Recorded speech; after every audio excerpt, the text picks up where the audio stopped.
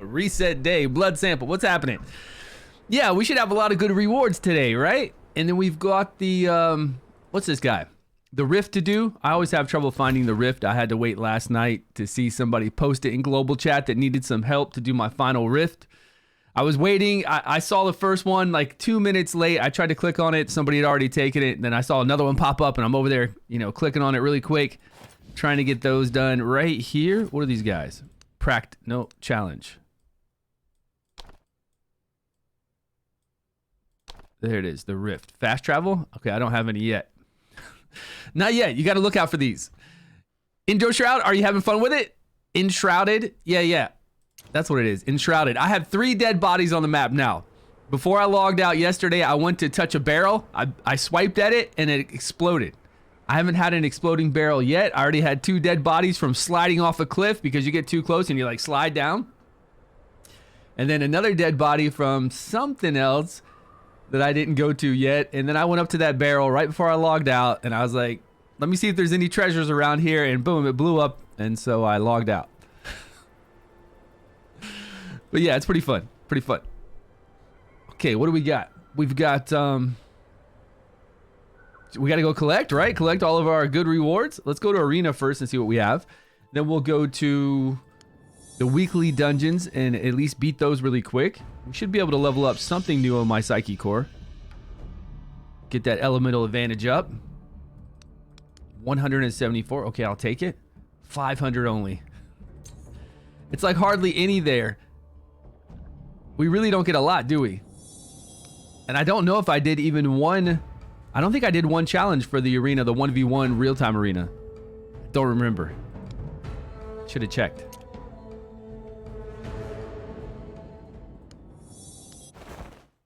Nope, I didn't even do one, which would have got me, you know, something.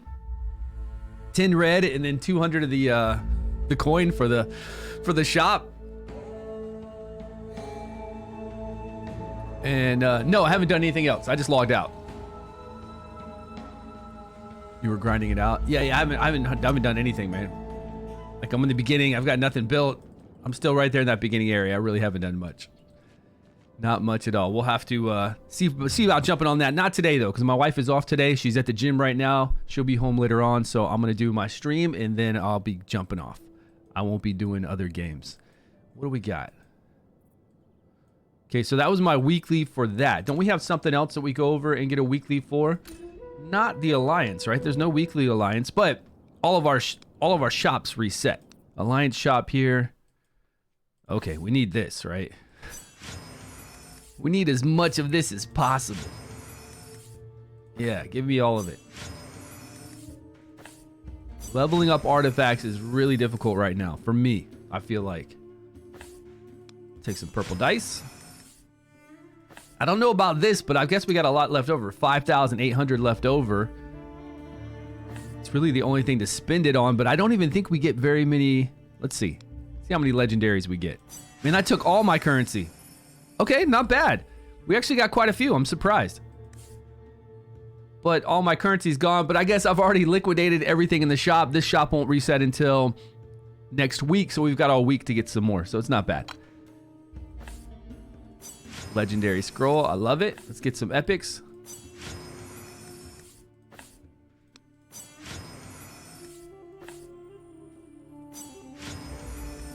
I think I have a lot of rare, but I'll go ahead and get these. It's not like there's anything else. Oh, well, I'll get the dice too, right? Loading it up on dice.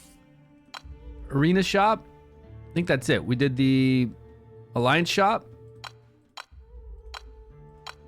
The Bard's Banquet. And now we've got the Arena shop. So here, I'm just going to get this one. I'm trying to save up 50,000 to get that artifact. But I don't even know if I can save up 50,000 by the end of the season. I really don't think I can. I'm at 20,000 right now. And we're so deep. If I do match that, maybe I'll have 40,000 at the end of the season. I'm going to have to push. I'm going to have to do a few refreshes, which aren't really expensive, and then push. That's why I don't buy this 2,000 here, because I'm trying to save up. This is 3v3 currency that I just spent. I'm trying to save up for this. If I can. So I'm not even getting purple dice, which is fine. I should do more resets and do some more arena battles.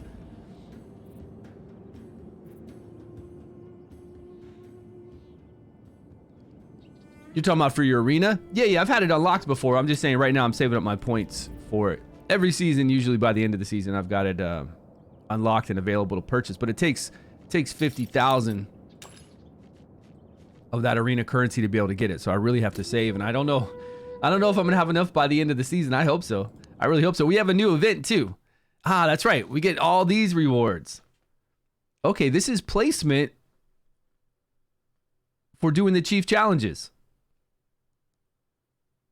And 10,000. That's pretty good.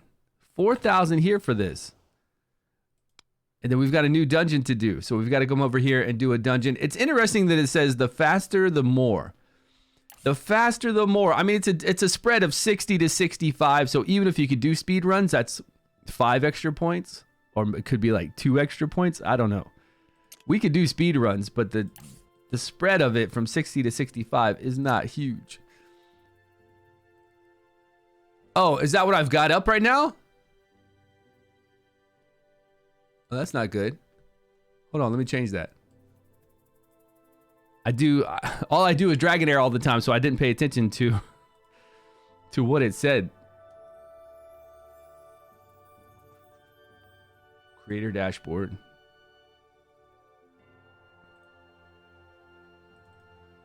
Whoops. Whoopsie whoops. All right, let's change that to Dragonheir. Done. Yeah, because the description says pillars. We're going to do pillar 53 to 56 today. Actually, we've got more to do on fire. No, not fire. It's poison and lightning. We've got to do 50 to 56 today if we can. And the other ones we're already at 53. All right, we're updated. We should be updated now. All right, Dragonheir Silent Gods, Dragonheir. Okay, yeah, we're good. Let's go, Dragonheir. Down. Let's take that back down. All right, we're good. Okay, so we've got to do this. We could do some speed runs if we want. This is going to be very easy. This dungeon, especially with my rally team, if I want to use rally or ice, it doesn't really matter what we use here. I feel like we're so strong. We got cool, amazing rewards for this. Oh, here we go. Here are the rewards. 30,000. And then 20 more thousand, right? Damn, we're getting a lot. Those weekly training events are huge. I think that's everything. 70,000. Well, these take 40, but I still want to clear this out. I want to get a little more accuracy for necrosis and fire.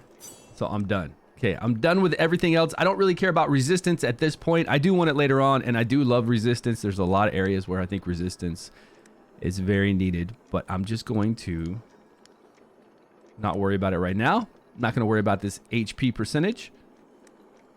And I guess we could go into some more damage either for fire, necrosis. Which one am I really lacking on the chief challenges? Like which chief challenge do I really need some help with? Fire, necrosis. I feel like my fire and necrosis team is strong. I think we did okay. The poison lightning team, maybe I need more help with the poison team. But it's only if we kill somebody. Like this won't even work on the chief challenges, right? When a lightning poison hero kills an enemy, the damage dealt by that hero is increased for each enemy killed. This does nothing on Vortex, nothing on a boss, nothing unless it's a boss with some wisps. Some side minions that maybe keep coming back, but this is no good. I really don't like this. They changed these from last season, right? Hey man, thanks so much for the Prime sub. Let's go, Stu. Weekly reset. Always pumping me up. Yeah, weekly reset's great. Thank you for that sub. Appreciate it. I don't understand why they made these so different. Season 1, it was like one increase, maybe this one up here increased their attack, this one increased like their skill damage, and this one did something else. But it wasn't based upon killing creatures, which is very, very bad for any boss we fight. You start with 2 stacks.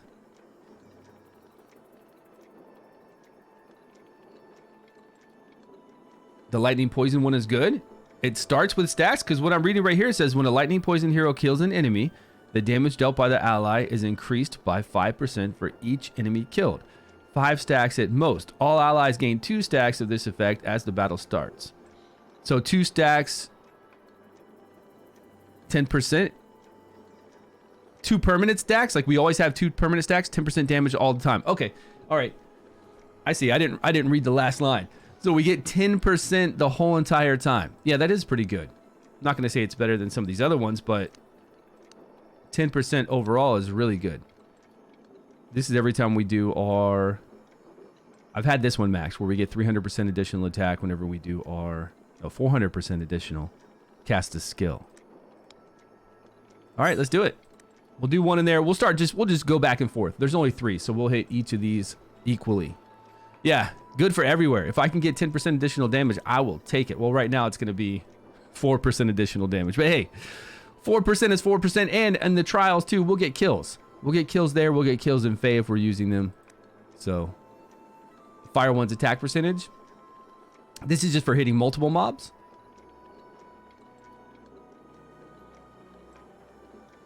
Using the skill for each enemy damaged. Lasts for 26. 6 stacks at most. Okay. Looks like we completed that out. Let's go. Total overall percentage of damage is better. Yeah, always, always. If you have 10% of a final big number or 10% of whatever the number is way better than just getting a little bit of attack. Yeah, definitely. You came in at top 450 for the week challenge. Hey, nice. Right? That's good. How many extra lunar shards did you get? I'm rocking right now. We haven't done any of the chief challenges because they just reset. I'm at 133 out of 200. I guess that's not bad because we've got 2 weeks left. I might be really close to 200 by the end of this week. No, because we get like 4 apiece. Well, we've got the dungeons. You got to remember the dungeons are quite a bit. And we've got a brand new dungeon to do right now. Let's head over there and knock that out. Let's go to Heretical Runes. Get rid of the stamina I currently have before we jump over there to the pillar. Let's see what team I have loaded up to. Got you 2 shards? Nice. With the 2 shards plus the shards they gave us in the mailbox, it might help a lot of people out.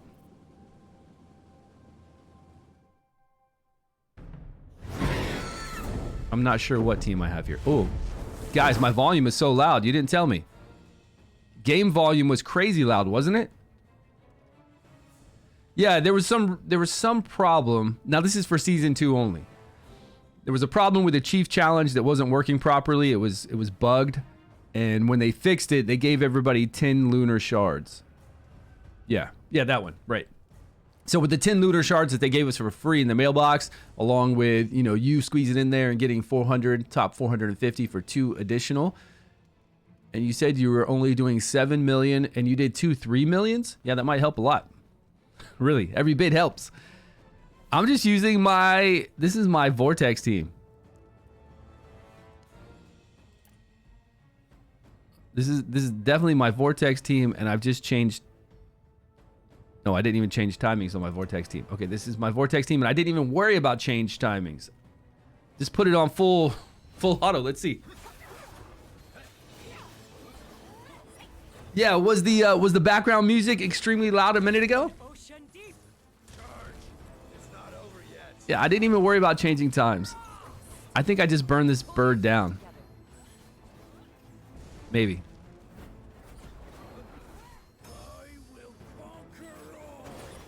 Because we're not blocking the debuffs here.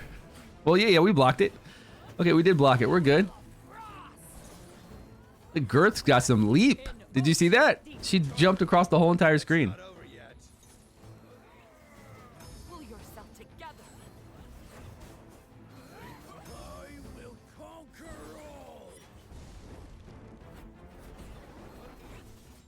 Uh-oh, we didn't kill her.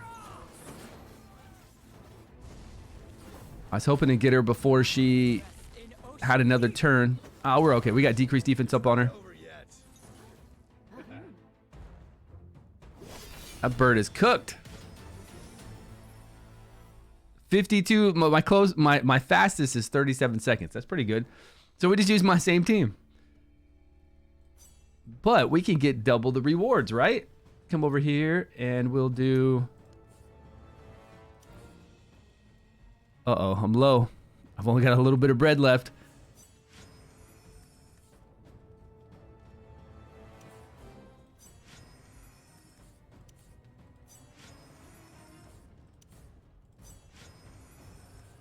All right, now double the runs. We've got 21 clocks.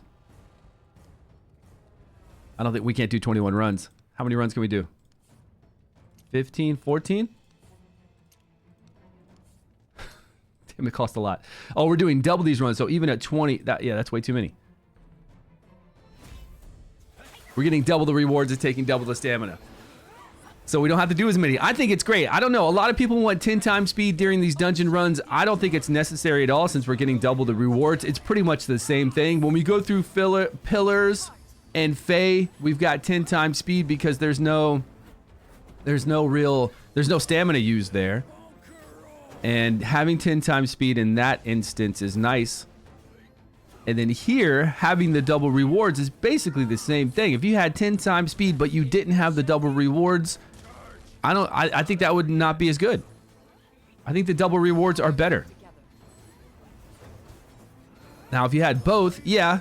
If you had both, it would be quicker, but I don't think you need both. Right? This is fast. And then I get 2 times the reward. It spends two times the stamina. I'm done with my stamina very quickly. Right? It's been lagging out the game? Really? OP Gamer? It's been lagging out your game on PC or on your mobile device?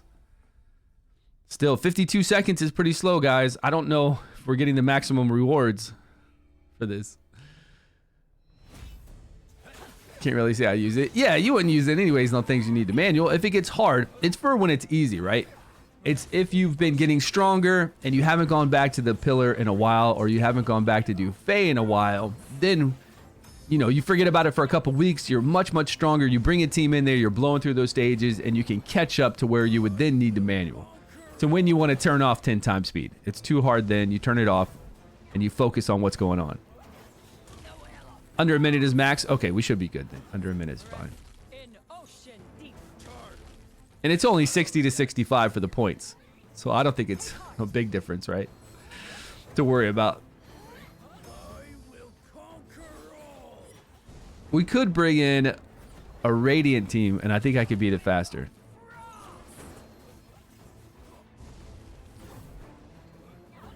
For AoE. I have a lot of AoE with a whole bunch of legendaries. I don't know though. These guys tear it up.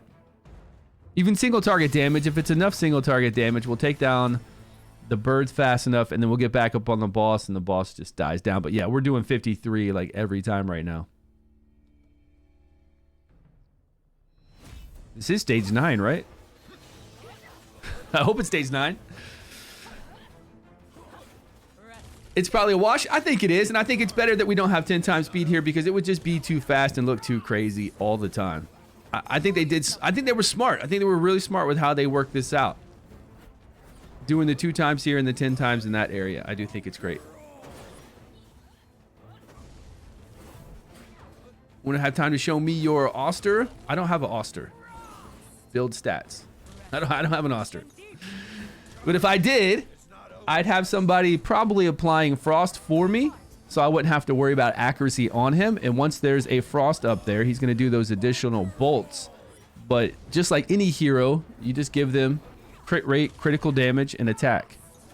So attack percentage chest, main stat, whatever substat you can get with crit rate. And then after crit rate, I look for critical damage. If there's no critical damage with crit rate, I look for attack percentage or flat attack with crit rate.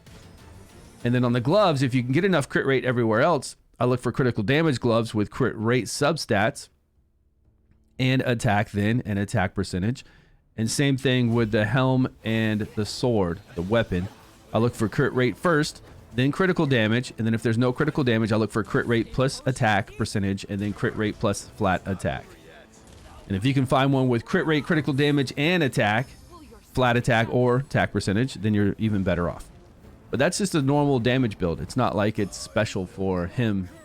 He's just same. It'd be the same for Oster. Yeah, 170 is the max. I do wish that they had some harder versions of these. You know, if we didn't have to level up heroes every season and the season reset just was in regard to leaderboards and chief challenges. You know, if they did a season reset, but they didn't reset our heroes, and then we come in here and we're fighting that open world and we go to those gates and we go to the new area and everything's tuned for our level 100 guys. And then these dungeons have 1 through 9 like we normally do. But then they also have other stages. But 1 through 9 still needs to give the same drop rate. And then like the higher stages are really, I don't know how you would equal it out, because you need to keep 1 through 9 easy for free to play or low spenders. You don't need to make it harder. You can't make it harder each season.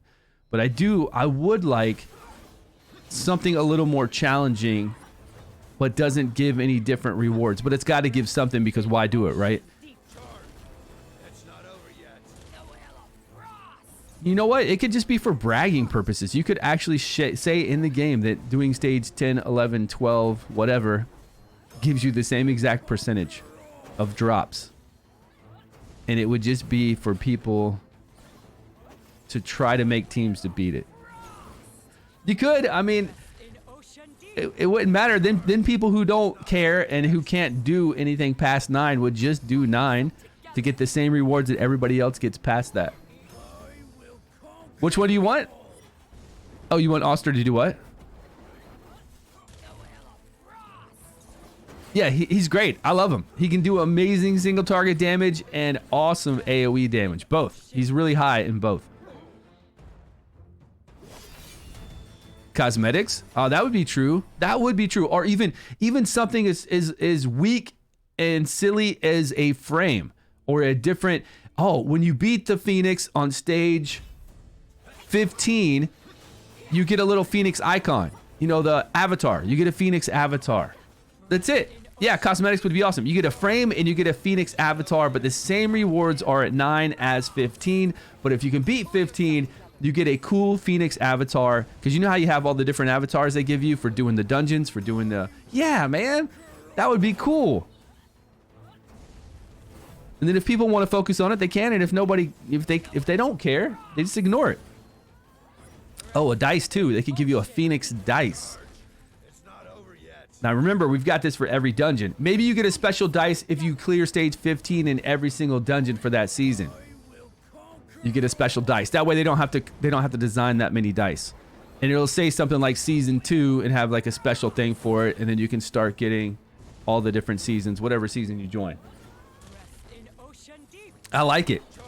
So a frame, an avatar, and then if you do a frame and avatar for each dungeon, and then because that's easy in the art department. I mean, that's super easy. The avatars are small. They're like really small. The frame is just, I mean, it's just a frame. It doesn't even matter, right? And then if you beat all stage 15s of every single dungeon, you can get a special dice.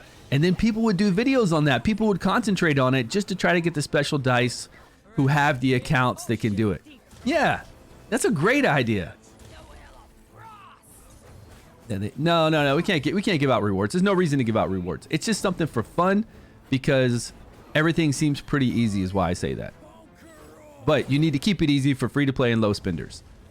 It seems easy here, but I'll be honest, I think Ancient Battlefield is overtuned. Ancient Battlefield is really overtuned for free to play or low spenders. It's not over yet. Yo, LaGame, what's happening, bud? Welcome, welcome. I should write that down, because you guys have that's like an excellent idea. If they did that for the season, I think that'd be so cool.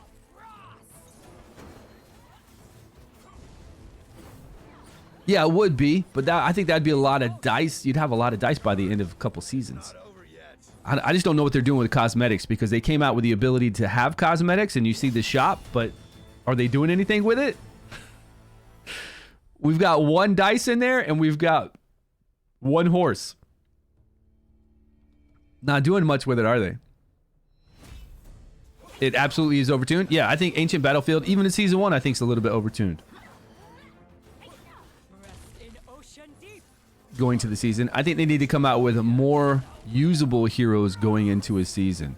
especially rares and epics. If you think about what they came out with season 2 as far as rares and epics go, all the support were legendary. Like all the new support were legendary, right? We've got Rose, Phasia, or whatever her name is.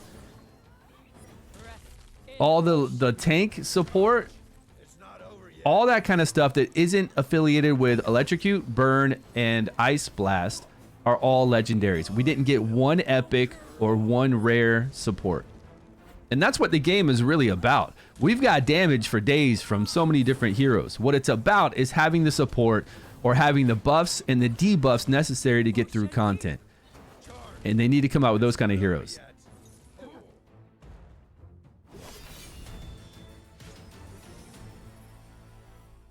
On the cosmetics reward, they could even add something like new races to unlock. They could, but if they wanted to go all out on the cosmetics, they could sell cosmetics packs every month with some new cosmetics, some new heroes, some new weapon. Like say Garius. You know people play Garius all the time. If you came out with a new outfit for Garius in a pack that has other people in it, but he's in it because he's so popular and he looks cool, obviously you make him look cool on purpose, and then you sell that pack for $39.99. It's gonna sell, man. Talking easy money. Yeah, they would. I'm telling you, I wish I could run this game from day one. I wish I could like take this game, rebrand it, and relaunch it. Dragonheir 2025, new release, new game, new everything. Yeah, they do, because each season, and I've been saying that, right? Each season you have more and more heroes. How are you supposed to level up all those heroes for the season? And it's not like you need to level up all the heroes for the season, but you need to be able to level up heroes that you know will work, and then be able to have enough to level up heroes that you want to try out and experiment with.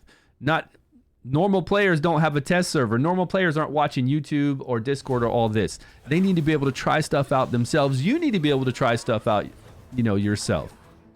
You shouldn't have to rely on me going over to the test server and trying things out because you're scared to level something. You should have the freedom and the fun to be able to level it up yourself, right? And then you can try it out and have a blast with your game. Don't you want to have a blast with it too? You don't want to have to just rely on me to go to the test server and be like, okay, this works, and then you're like, oh, okay, I can level it up now. Can we get a new redeem code? I see people talking in redeem code. Let me see here. Seems completely used. Yeah, sadly, that's a limited claim. Be faster next time. Yeah, that didn't work. Cosmetics would get them so much money. I know. Wouldn't it be fun? I think chasing level... Man, we're going to have to bring this to their attention and see what they say about it. I'm hyped just thinking about that idea because it would really give whales something to concentrate on and to use all that whale power they have, and it would give us that are like low spenders or medium kind of spenders, if we're lucky with the right heroes, maybe we can go out there and we can at least get an avatar for that dungeon. It sounds like such a cool idea. It really does.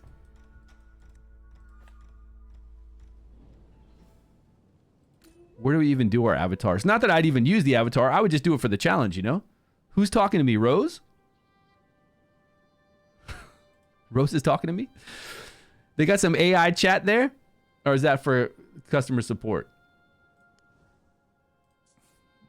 See how easy it would be to make a seasonal... Like, you got to put like a little 2 or a 3 or a 4 next to it so they know. And then you have one for each of the dungeons. And you just have a picture of... like the Phoenix, the Harpy. I mean, we're talking about like easy times for the art department. They probably already have these assets ready to go, and they can just put a little number next to it. So easy, man. What's going on?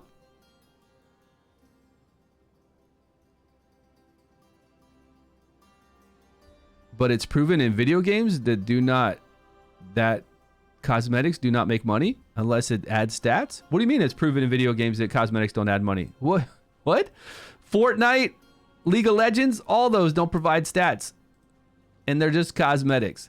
Call of Duty has so many cosmetics that don't provide stats, and all they are is cosmetics. What do you mean? You know how much money they make if they had like mount cosmetics and stuff? I'm telling you, if they did a cosmetics pack, because for the art department to do that, it's very cheap. And then you talk about all the hundreds of thousands of people playing it, and just enough of them buy it. Yeah, you make. It's so easy. And multi-popular games because of the skins? Yeah, it's all because of the skins, and the skins add no stats. They do. God makes a crap ton from them. CLC, everything does. There's so many games that live off of cosmetics alone. Like, that's it. I mean, COD, obviously, you got to pay for it when it comes out for the new expansion. Not for Warzone, though. But a lot of people play Warzone for free, and then they buy the cosmetics. But League of Legends is free, right? You just pay for cosmetics. Fortnite is free. You just pay for cosmetics. So many games live off of cosmetics. I'm talking like billions. Yeah, Dota 2. It's crazy. Cosmetics make so much stupid money. It's weird that gaming companies don't think about that. Along with the revenue that we get from the gacha system, of course, from selling packs, yes. But on top of it, why wouldn't you double up and make just so much money? I don't know. And the challenge part about it, especially for a game like this, to have those higher stages of those floors, man, it's such a good idea. Floor 15, and you get a frame along the way, or you just get an avatar. I don't even care about the frame. You get an avatar at 15, and then if you clear all 15s, you get a new dice for the season. That would really be a cool, fun thing. All right, what else do we got? We got to go around. Ooh, we got a whole bunch of this. This gives us 4,000, I think, each run, right? Is this the hardest one? It is their only source of revenue. Yeah, there are lots of games built solely around. And this would be a game. These games would be built not solely around cosmetics. It'd be around cosmetics plus all the gacha stuff that you already pay for.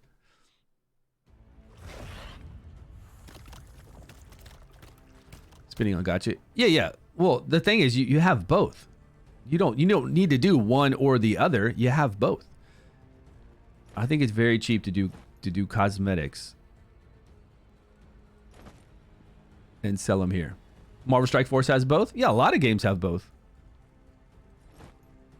I don't remember what I was doing here, but I think this team works. So let's run it. I don't know what's going on here. It looks like there's timings already, but I don't know. I don't remember fighting this boss. I definitely don't remember fighting this boss with this team. And I'm sure we should have waited to do our AoE. Karf's slow because he's not... Okay, Karf did not even apply decreased defense. If he was trying to, he didn't apply a burn. I guess he's all DPS. I really don't know what's happening here. All right, we're knocking back the boss's ultimate gauge.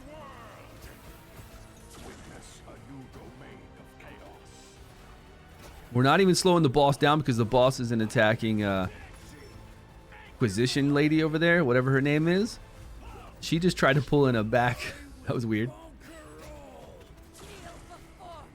All right, we knocked down the boss again, his ultimate, the ultimate gauge. We might be able to get off enough damage to kill this back stuff.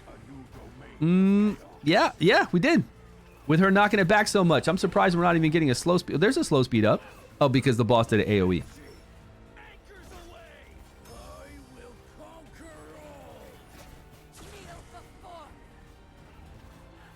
But remember, these bosses are easier than Season 1, because Season 1 bosses were at 240 power. And I don't know if they changed that. They might have changed all the Season 1 bosses to be the kind of levels that we see here. I'm on early? I guess. A little bit. Could be late, could be early. They powered down. They did. These bosses here for Season 2 are 170 instead of 240 level. But I don't know if they went back and they made them lower for Season 1. I would think they would. Somebody said that people were saying they were too difficult, so they made them easier.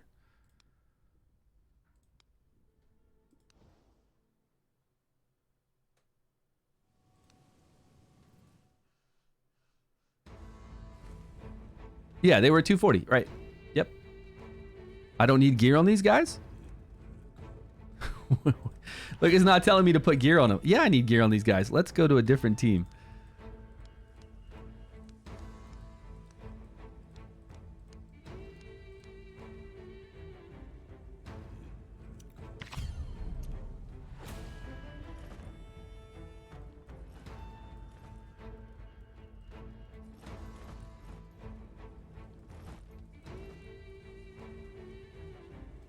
I think this will work.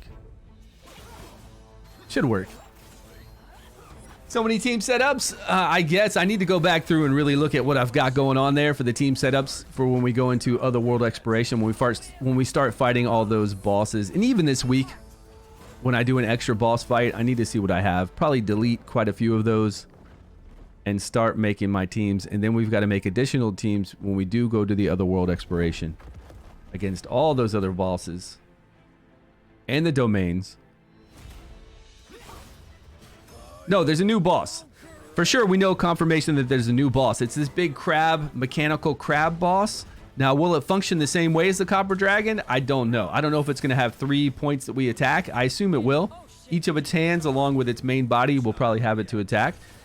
And as far as like what we do in there, you know how for the Copper Dragon we used people that could increase their ultimate or decrease its ultimate to take away the stacks that it had. I don't know if we're going to fight the same way. Enemy crab? Yeah, it's a giant mechanical crab. Looks pretty cool. It'll probably be somewhere set out there in the ocean part.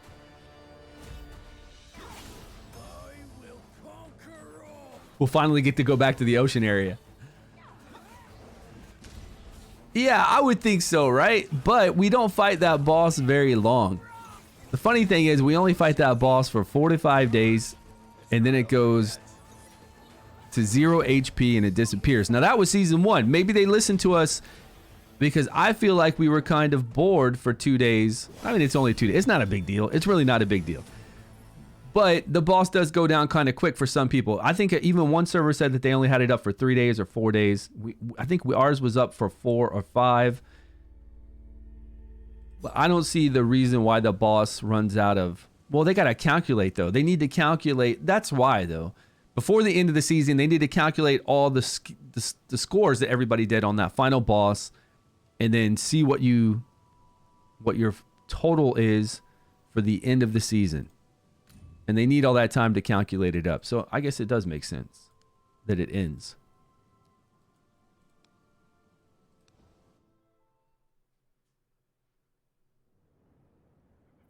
All right, let's see. Oh, yeah, this boss.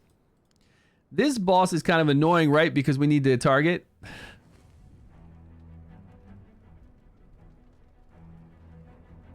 Not this team. I don't use that other legendary anymore. Oh, I don't have a reviver. This is going to be an issue, though. And too much melee. Yeah, I can't. This isn't going to work.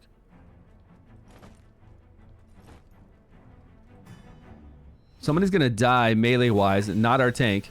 Because they're all up front, too, so they're taking additional damage. Pretty sure somebody's going to die here on him. Just way too many people together up front. Why isn't anybody healing? What are they all waiting for?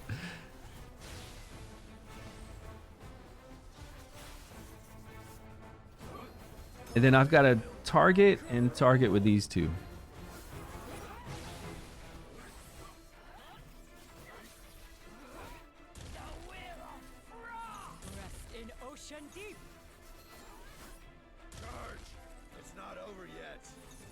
There we go. Oh, they're still alive. Damn, that was fast. We didn't even have to kill the back. Like the back guy couldn't come up fast enough to do the invincibility on him. That was nice. I guess when you've got a lot of damage, it's not a big deal. Top 150.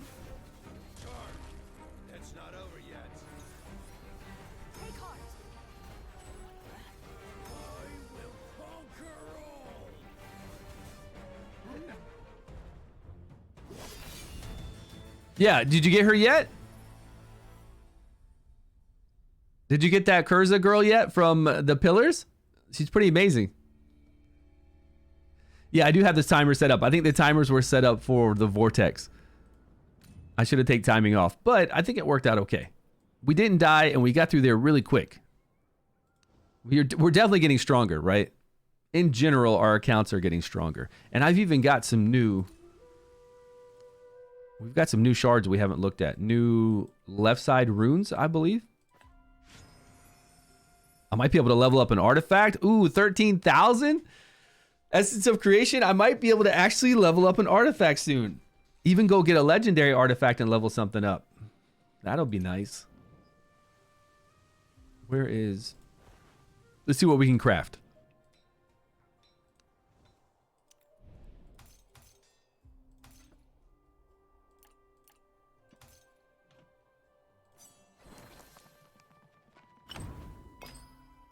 I wish if you hit like 20, it would give you a better rolls here somehow. I don't know how it would do it. Like, I don't know how you decide what are the best kind of substats, but crit and attack percentage, I'll take that. That's actually pretty nice.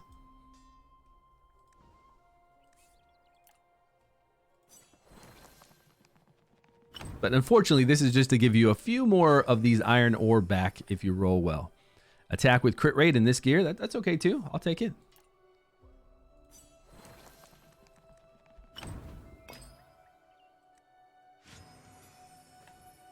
Resistance. All right. Here we go. Here's the big stuff. Attack with critical damage. Attack with critical damage and attack speed. Okay. Damn, a lot of flat attacks. Crazy amount. Critical damage. Defense with crit rate, defense percentage. That one's good.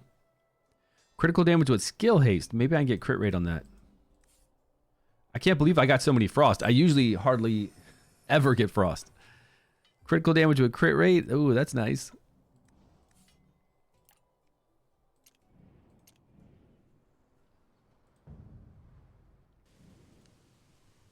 Okay, this one's pretty easy. I don't even know this one's mechanics. I know it gets a shield, and if we don't take down the shield, we might get stunned, I believe, but outside of me reading its mechanics when I first started, I don't even remember because I just put something in and it just blows through. Not just this team. Like any team would blow through this so easy.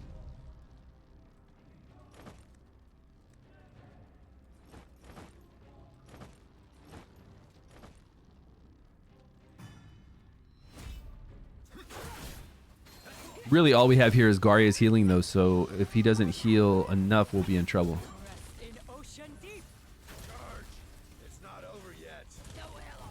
Celia isn't really near anybody else to heal except for Garius at this point. Oh, no, she does heal the whole board with that ultimate. That's right. Yeah, we got plenty of healing. Easy times. Any currency or several days before the end of the season after in-game died? Yeah, you don't get anything. Like after in-game dies, they're tallying up all the points. Like they need to tally up the points that you did for the in-game dragon, for that final boss, and then they need to tally up points for the end of the season. So it makes sense for a couple days we wouldn't really have much to do. In the island area, did I beat all the challenges? What kind of challenges? I think I did. You know when you go back to your main camp and you see what kind of those small little challenges you have on that map thing? Yeah, I wouldn't beat all that. We can go check if that's what you're talking about. This boss does look cool, though. It's a shame I really don't know what he does. I just beat him. I just beat him down.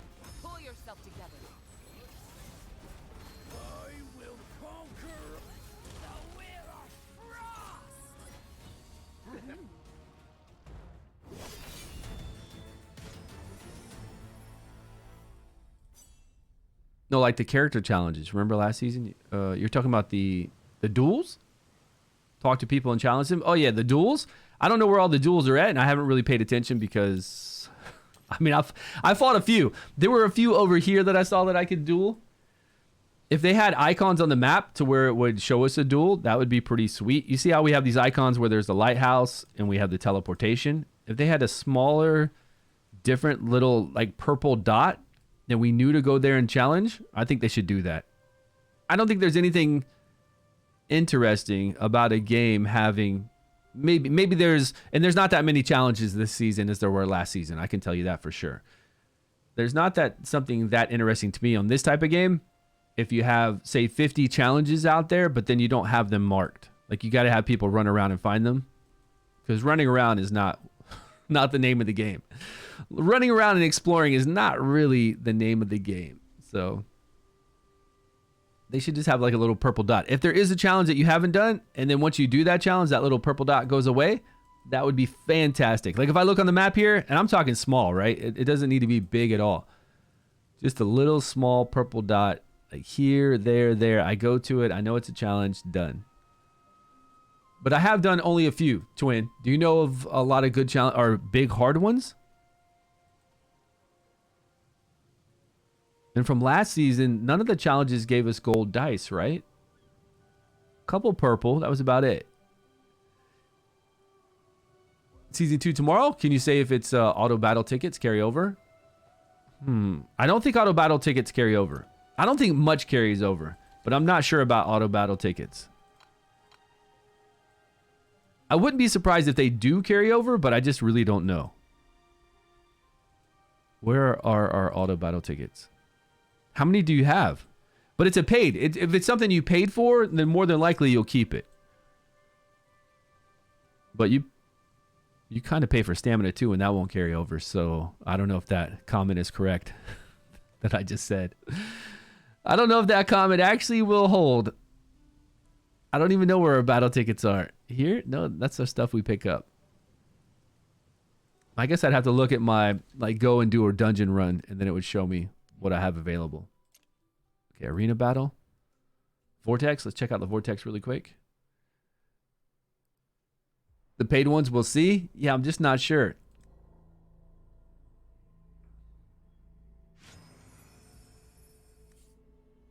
Rank 113th.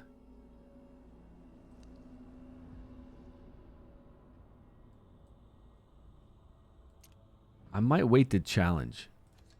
I might wait to see about getting another legendary artifact. Okay, so this week we have to do the flame domain 10 times, daily commissions 10 times. We always do that. The horn 10 times. Okay. Temporal vortex 3 times. That's the same. Sell 10 equipment. We got that.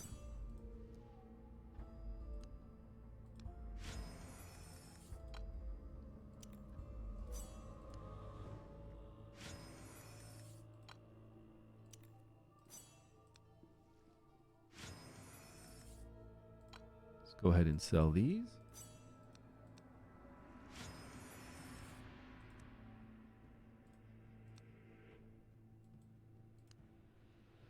Got a lot of stamina. Oh, more. All right.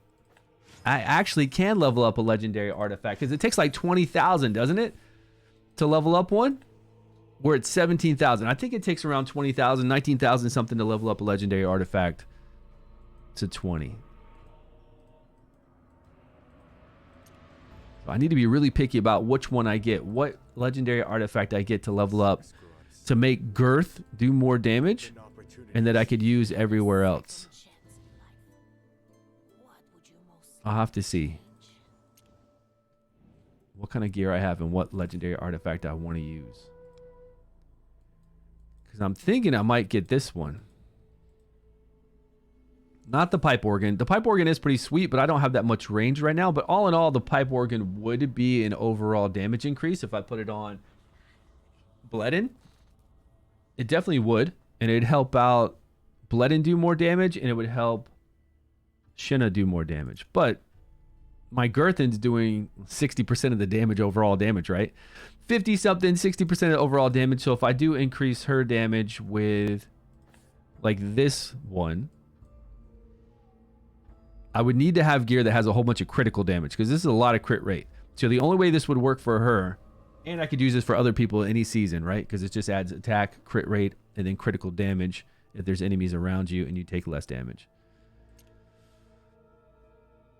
I would have to have insane gear with a lot of critical damage hits.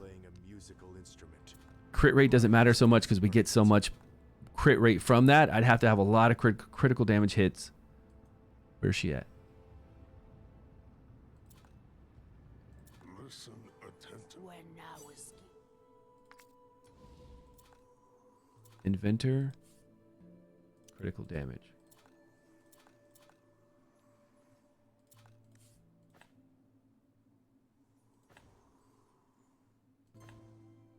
I'd really need like 3 hits on almost all my gear. Like this. 3 hits on it right here with no crit rate. I mean, it'd be cool if I had a little bit of crit rate. I'm going to need some, but this is very strong. Attack percentage plus 3 into critical damage is nuts. She doesn't have crit rate on. She's got critical damage with... Okay, that would work fine. I don't know. I think she would work with this. And this one, is that real? Is it 2 times into critical damage? No. Why is this gear lying to me?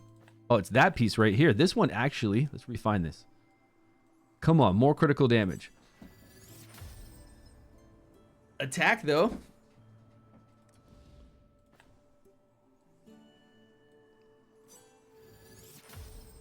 One hit in critical damage, 1 hit in crit rate. Is that attack percentage? What is that? When I was given a new life, I was already left with no other choice. Don't you guys get tired of seeing this display error? Like how it doesn't display the proper gear? It's so annoying. Attack percentage. I don't even know. Critical damage 2. This could be anything though. We can use any attack percentage with critical damage. No hits. 1 hit. 2 hits. 3 hits in the crit rate. She's got that on right now. This went 1 into Enlightenment already. Hey, there we go. There we go. 2 hits into critical damage. Can I get one more? Oh, the luck. Look at the luck. 3 hits into critical damage. That's pretty wild.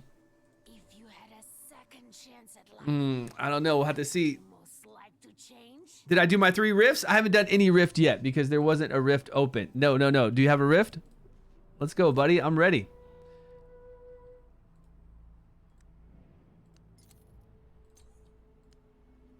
Oh, expired. Did you do it already? Did you already complete it?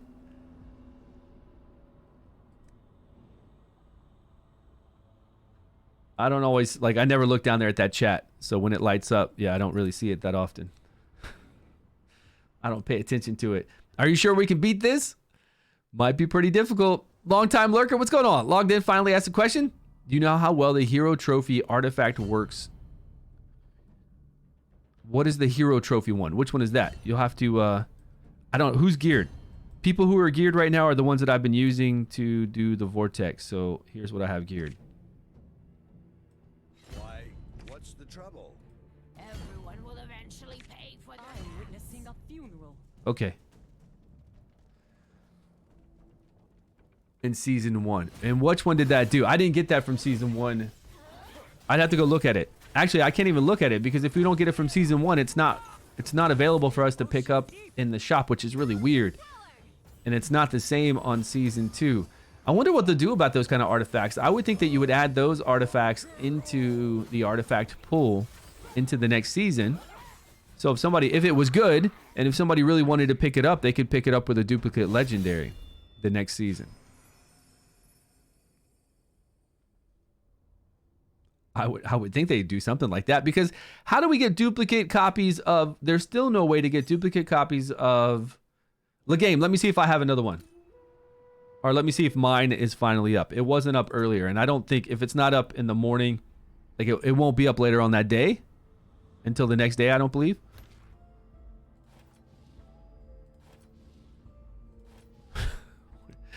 Where is it? Yeah, it's not here today, so. Yeah, it's right here too. The Outlands Rift. I'm 2 or 3 because I just beat one with you. And if there was one up, I could hit fast travel and it would take me to it. But there's not one up right now. unfortunately. Which is strange, right? Attack up and attack down. It throttles your attack up and attack down over time. I don't even know if I have that artifact on the test server. Because it's not here, right?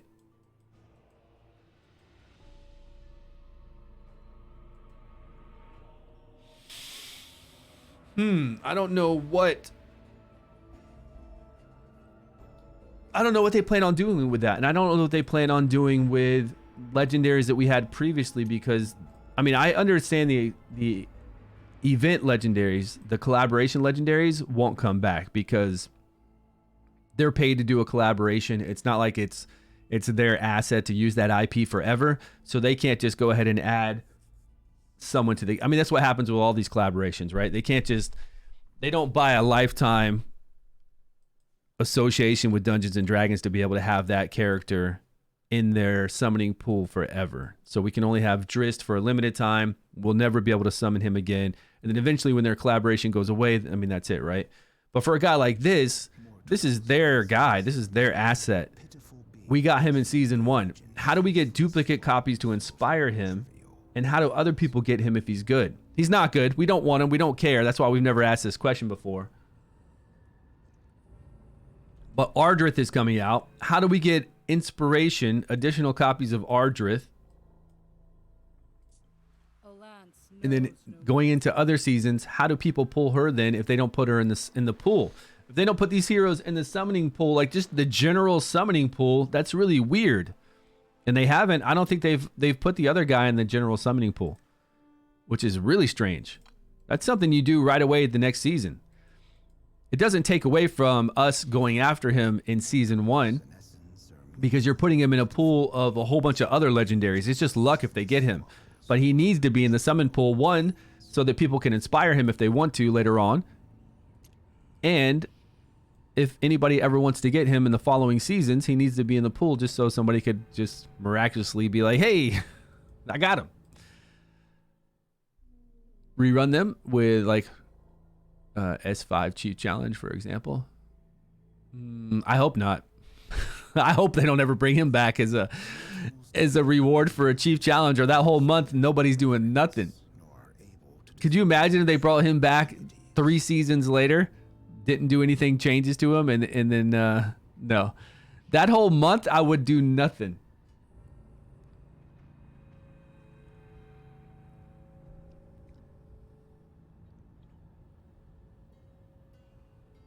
Yeah. I don't know if he's in this. I don't think he's in the summons pool though, because I've asked in content creator chat how we're supposed to get duplicate copies of these, or just even a copy of it, and they said they don't know yet.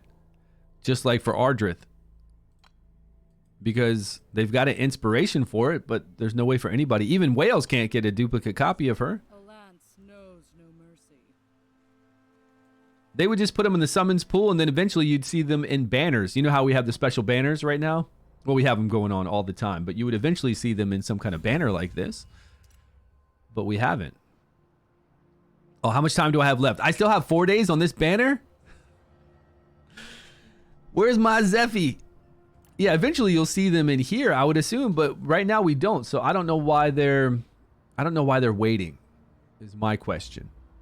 Like, why isn't Utyr already in the summons pool and then eventually in one of these banners? Same thing with Ardrith, and then going on to following season after season after season. Like, get on top of it now. Get on top of it now. Let us know what's going on. Like, what are you working out? What's taking so long?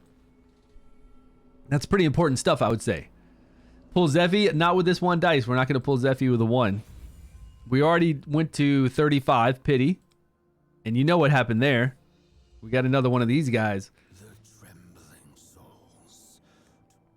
Which is fine. We get a legendary artifact, right? But it could have been Filto, Avelius. Hell, man, I'd even take Trollgar or Twitch because I don't have them. Not that I'd necessarily play them right away, but I'll take anything I don't have. Yeah, Filto or Avelius or Zephy would have been really sweet. It's all right. We get another legendary artifact, which is sweet as well. I just got to be able to level it up. Okay, we already went to Arena. We got everything. We didn't go to Vortex.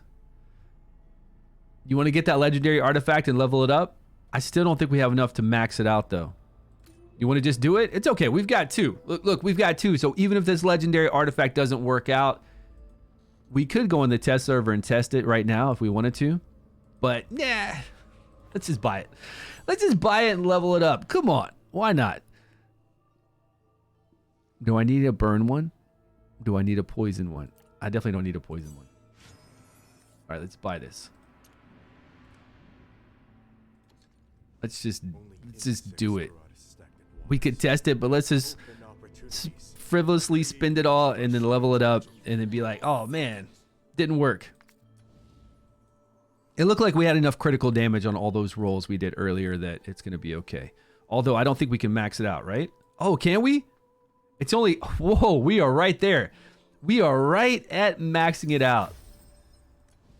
That's a lot of crit rate, man.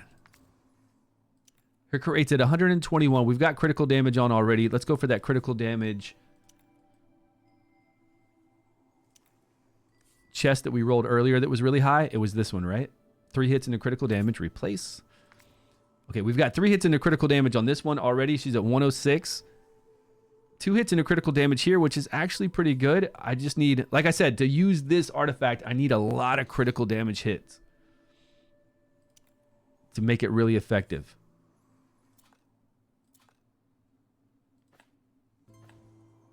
I mean, 2 hits is the most I've got right now. It's going to get really hard. It's going to be really hard to get more than 2 hits, honestly. 2 hits with attack percentage? Man, this is nice. Come on. Critical damage or attack percentage, baby. Please. Defense? Okay, we'll stay alive with some defense. Come on, one more hit. One more hit into crit or attack percentage. It's a 50-50 chance. Defense again. Okay, well, we still might want to... We get more survivability. Same damage. Okay, for now, we'll replace it.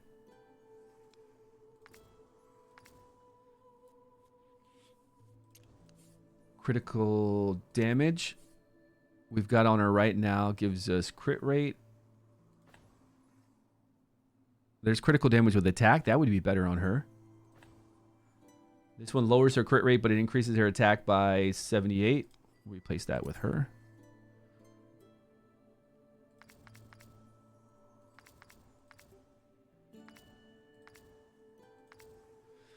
We need less crit, more critical damage, to be honest. And that's going to be hard to... Or less crit and more attack. Either one, crit or critical damage. I need that crit rate in my life. You need some more of it? Okay, let's go over here and look at critical damage with flat attack. Okay, this one gives us 210 more attack. That's pretty nice. Oh, this is a new one? This one has critical damage with attack and crit rate, but we haven't rolled good on any of this. We'd have to go flat attack really hard. Yikes. 210 more. This is defense. So I've had defense on her. Won't she take 15% less critical damage now? I think we should go attack percentage. With 5, this 310 additional. And skill haste. Look at that skill haste of 4. Whoa. It's crazy. I mean, it'd be kind of cool if it had 4 hits into attack percentage, but skill haste is still, we're doing our skills faster, although she's doing her battle skill all the time anyways. She's getting to her ultimate faster. I don't know if it's that great for her. It'd be better for the attack percentage, honestly. But what does she have on right now? She's got on, the only additional we're getting is because we're taking off the defense that she has on. And the defense has a lot of attack, a lot of crit rate. And she's already at 85, so we're actually pretty good. If we went to attack, flat attack, we do need some crit rate on it still, I think. because we'd go to 75. It would drop us too low. All right, we're good. Let's see what kind of damage we get. Good enough, right?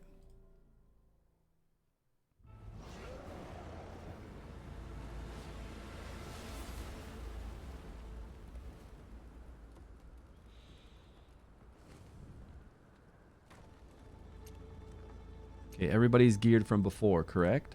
So I can hit save. They always complain the desolation of Northland, but never discover. Okay, so he's going to get her critical damage gloves.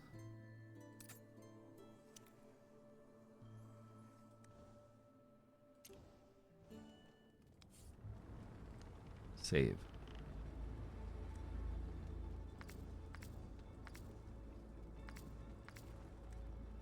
.343 accuracy. Crit rate with accuracy, attack, accuracy. Okay.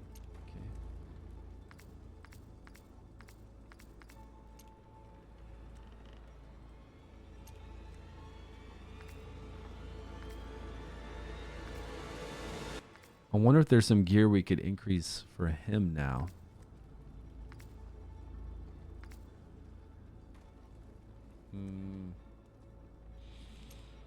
Good enough. Let's run this. I always get like 42 to 43 million. I don't really think it's going to be a big difference, but let's see. Let's see if there is any kind of difference here. But I always get, like, every day for the last week, I've gotten 42 to 43 million. It's always been very consistent. I do think it's a good artifact everywhere. Yeah, I think it's a good artifact everywhere. I definitely believe that next season, if something comes out, I'll be able to use it on something else. But I do need a lot of critical damage for it to work. Well, more critical damage on someone like her because she's giving herself 20% additional crit rate. Now, if it was on a normal hero or a hero that doesn't give itself crit rate, Bledding gives himself crit rate on his abilities too. Total Nan gives herself crit rate on her abilities. So say I played it on Total Nan, I'd have to have a lot of critical damage to go with it. But it would be great. Like Total Nan with her 20% crit rate, with her 100% additional critical damage, it would be pretty sweet on her. It's pretty versatile. And if you put it on somebody like Twitch jumps to the other side of the screen and he comes back. When he does that, he gets those 2 stacks. Like if he jumps over near multiple people, Twitch will get those additional stacks of critical damage and additional stacks of taking less damage. And they'll stay on him. Now, I tried it with Jorn because Jorn jumps up in the air and does the same thing, but it didn't work with Jorn on the test server. But for some reason, it works for Twitch. I don't know why. I guess he gets closer, even though he's still in the air. It's weird. You use it on Driss? Yeah, it'd be good to put it on him, Twin. You know what I need? I need to put that on him now in Ancient Battlefield. Am I running him in Ancient Battlefield? I think there's only one spot that I'm running him in. It might be Ancient Battlefield, but now I could run kind of any melee there and get a little like 15% less damage taken, right? Or is it critical damage taken? Yo, Silent Hill, what's going on, buddy?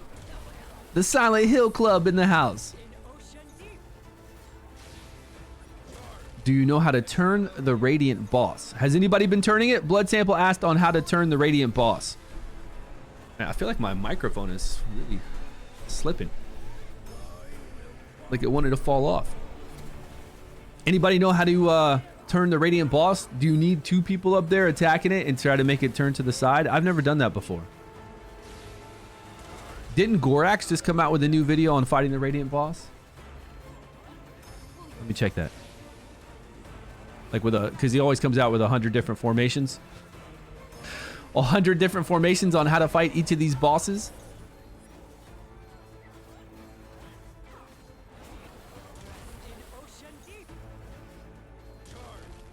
It's not over yet. Let me see. Week 2 bosses gear strategy chief challenge. I don't know if he. I don't see that boss yet.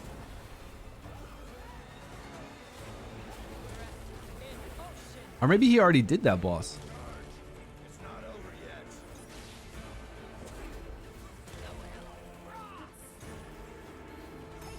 It's Jorn. You're talking about Jorn, right? He did do a Jorn video with a whole bunch of teams, and we looked at that even, but I don't think he did one where he turned it. Is it in there? It was somewhere in that middle. Oh, is it in there? Okay, okay. Yeah, yeah. Go check out that video. We looked at it yesterday or the day before, and we looked at the spreadsheet showing all the different teams he has. Because on that spreadsheet, it'll show all the heroes.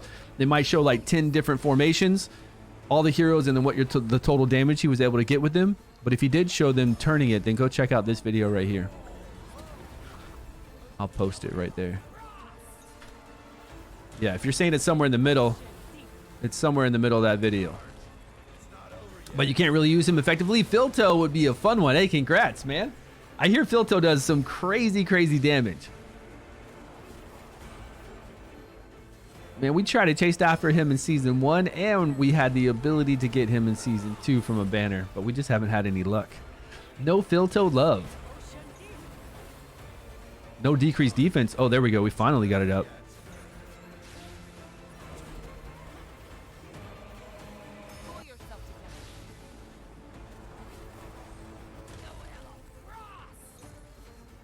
I can't tell if Girth is doing more damage. I need to look at her ability when it hits.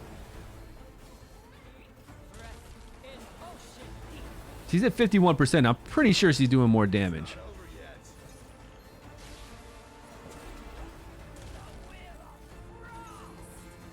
All that 249,000 hit. I can't tell if that's more than what she was doing before. Hopefully we don't get some unlucky beat to where somebody dies too early, because I definitely want to see at least my normal damage. 42 million, 43 million.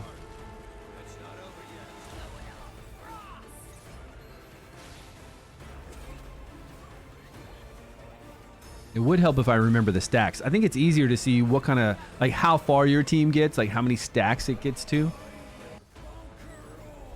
But I guess it's probably the same. We're at 50 stacks right now. I guess I normally get to 60 or something, 70.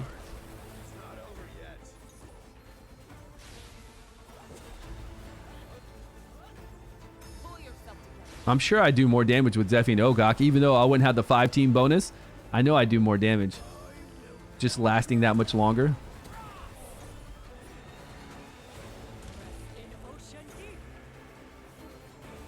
Oh, we didn't put that. We didn't put that attack and skill haste on her. Oh, we couldn't put it on her, right? That attack and skill haste right side rune, because then we drop her crit rate too low. Uh-oh, someone's gonna die here so early. Okay, scrape by. Scrape by barely. It doesn't look like more damage to me, man. It looks like the same.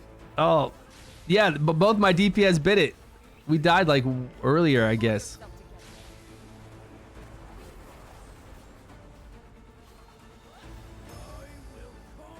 That, or we just had an unlucky run. I don't know. Oh, the boss changed too. This weekly challenge is different, so it might be less damage because the weekly bonus. I don't even know what the bonus is.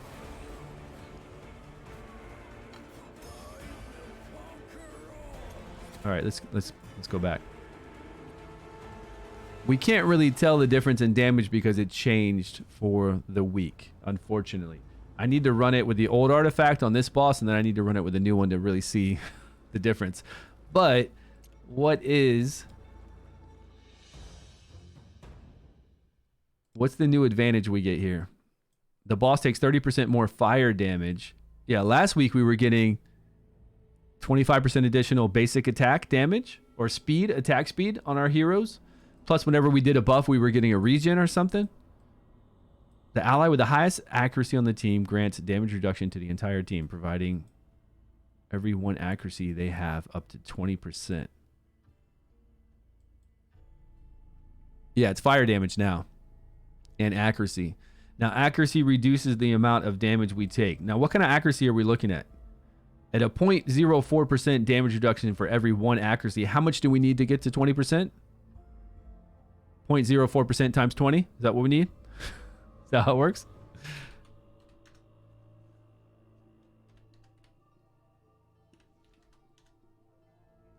Well, how much would that be? How much accuracy? How much accuracy total? For every 1 accuracy up to 20%. How do we get to 20% then? 500, I think. That would be 20%.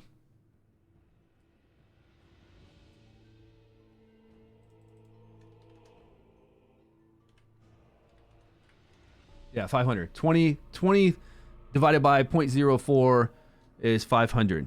500 accuracy is insane, right? Yeah, 500 is what the math says. What my math calculator over here says. But 500 would be pretty nutty. I only bury bodies. 343. Return to the sea. I'd have to take away the set from her. We wouldn't get the 15% additional attack, and I don't know if that's worth it. We could get her up to 500, but we're still getting a damage reduction. I mean, we're getting close to, 15% or something. We're not getting the full 20%, but we're still getting good damage reduction. Accuracy, 1 hit, 2 hits. I think I do have some new gear. Let me check and see if we've got some new upgrade.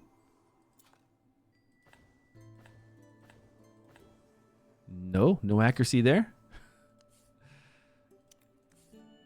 Nope, I didn't. I farmed Grave of Rot, but this isn't from Rot, is it? This might be from Curse. Oh, we could go with the accuracy chest piece, but that's not... Oh, I don't have an accuracy chest piece, but that's not really going to help out with her survivability. Although she's only doing attack and she's not doing that much. So yeah, an accuracy chest piece might be kind of cool.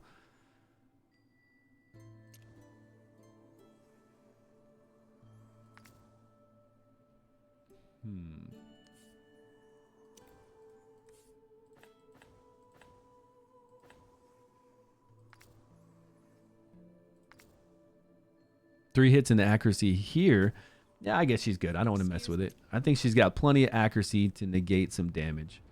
343, plus we're getting our 50. I hope it's calculating our 50 from our elemental advantage. Okay, we'll take whatever we get. So yeah, we're not getting the same bonus we had last week. So I think this damage is good. What was it? 30... we got up to 40 million? I think we got up to 40. We'll just take 40 million and see how we place as far as the ranking goes. Do you think I should be running my wild team with total? We could do the same gear with Total Nan though. My Total Nan's leveled up. My Erich is leveled up. And then last season I was running Raish. What's his name? Rash? I was running that guy as a legendary, but I don't have him leveled, but I could. And then we'd have to bring in Adolphus. And then what other support do we have? Like, what other good support do we have with that affinity?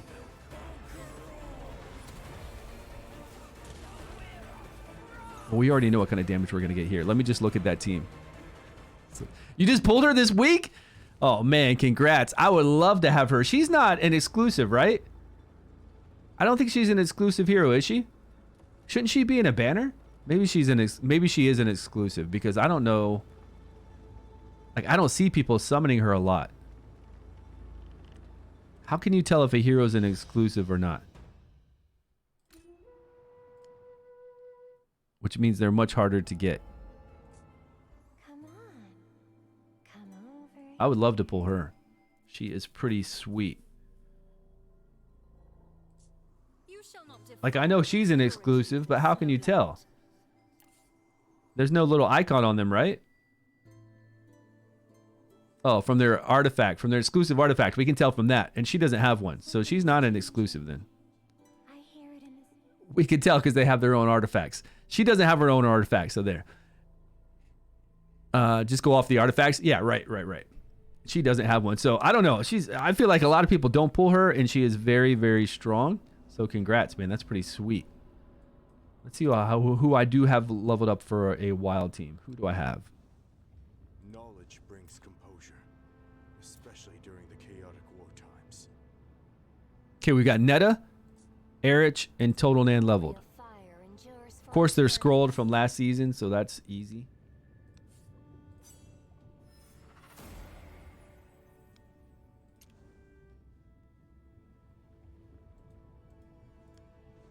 But who else we put in? We put in Adolphus. We can put in Adolphus, but who else will we put in with Adolphus? Fire this season goes with Necrosis. Is that right? We could go Adolphus and her together. Just pure fire team. I don't know how well that's going to be on the Vortex boss, but that does give us a lot of shields. Shields converted into healing. I don't know how well that will work. And we got increased defense. Does she do it on her ultimate or just her battle skill? I've never played Isolde, honestly. I didn't have her last season. I just pulled her this season. I fancy myself a guardian, but everything I wish to We can do attack down, which is great. Shields based off of her max HP. Defense up around her, but only on her battle skill. So we couldn't necessarily negate the decreased defense we're going to get with this on a timer. Like, we wouldn't have it up all the time, but this is pretty often.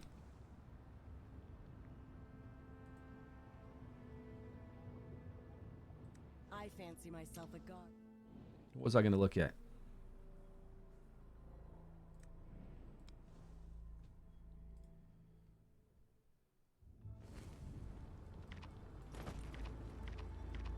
So I could use the same gear as these guys we're currently using. You're the ones looking to provoke me. I'll not allow Who will be pests to burned disturb down the to order. ashes this time? You're going nowhere. But down to ashes. Who do we bring in for Necrosis, though? If we needed more support. I accept this task. We could do this. We get increased defense up. We get decreased attack up. We have shields. I just don't know if these shields, along with those shields, will convert into healing that we need. But we could have her always apply shields first on a 20-second rotation. Then we could have him apply shields after. And then we're going to get healing based off those shields. For sure. But is that enough? And is it worth bringing her in? I don't know if she's that great. And by then, since we're overriding her shields with his shields, we probably don't get this 15% damage reduction, right? I don't think we would, but I don't know. And last season I used him instead of Netta, but we got Netta leveled up for the Chief Challenge, which she does amazing with. We could always level him up. I really wish I would have pulled Felicity. I've been trying to pull Felicity on that horn forever. Every single day for months on end, whenever I go to the horn, even to this morning, I always pick wild, ranged, human. Like, anything that has to do with Felicity are only the ones I ever pick. Not that I ever roll a 20. Like, I'm not going to roll a 20, so it doesn't really matter. But those are the ones I only pick.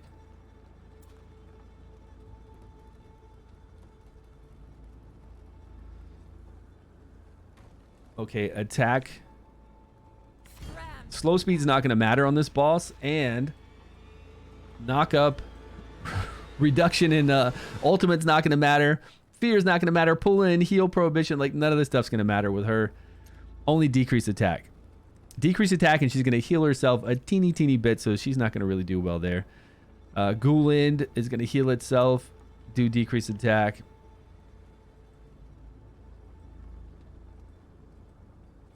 Decrease attack if we needed it. Estella? Estella's only going to mark the person with the highest attack, right? With the lowest starting HP.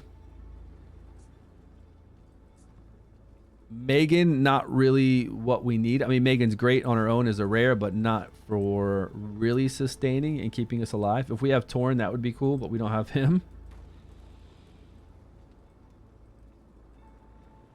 Man, I really feel like they need to do something with these summon guys, because when I look at just this whole, when I look at all of Necrosis, I mean, there's some great people, especially now. She's a new addition. He's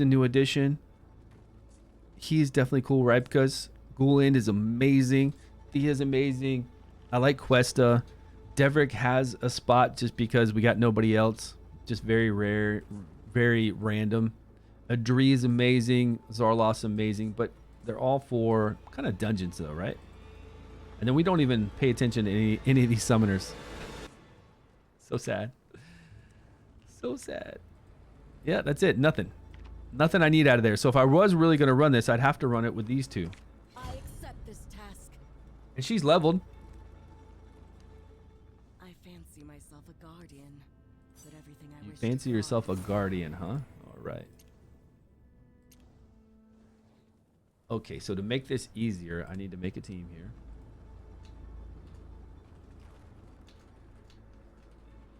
Fire Vortex. But then I would need to load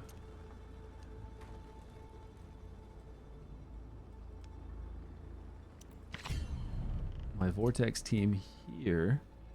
Right. I think I've saved this before. Let's redo it though. Let's go to plans. What would you most like to change? Oh, well, these people are going to have a lot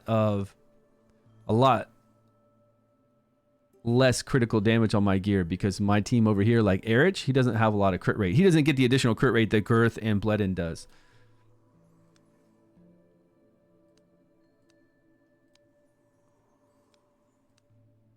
It's another reason why Ice Blast is so sweet, right? These guys are so cool. They always complain the desolation of Northland, but never discover the joys. Okay, that's the tank gear we're using.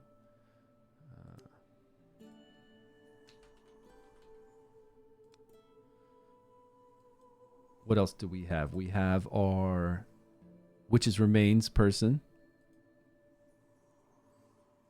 Where's Shinna at? I There she is. only bury bodies. Souls will at last return to the sea. And then who's the last one? We've got another healer in there. But it's Enlightenment healer, so Everything shall be rectified. we'll use this healing set, but we're not going to use the Enlightenment part of it.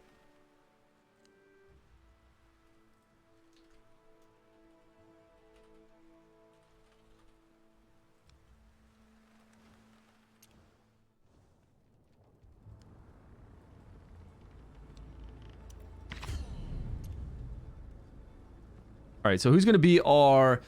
We got to use Erich or Totalnan as our Witch's Remains. Now, I've heard from some other content creators that they use Totalnan as their Witch's Remains over Erich. I don't know why. I don't know if she's doing... And I feel like she does get some kind of turn meter increase from something. I don't know why I do it over Erich, though. Erich has the 5 hits on this boss. Takes a little while for them to come out, but... And Totalnan is our really strong DPSer, and we're gonna load her up like we would load up Girthin.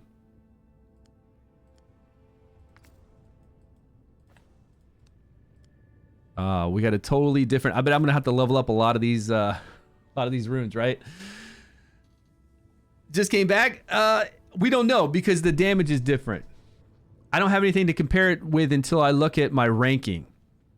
Because we have a new boss with all new bonuses to our team. Like last week, I think we were getting 25% additional attack speed, plus we were getting like whatever buffs we had. We were getting some regens up or something special like that. Now the boss takes a different additional fire damage.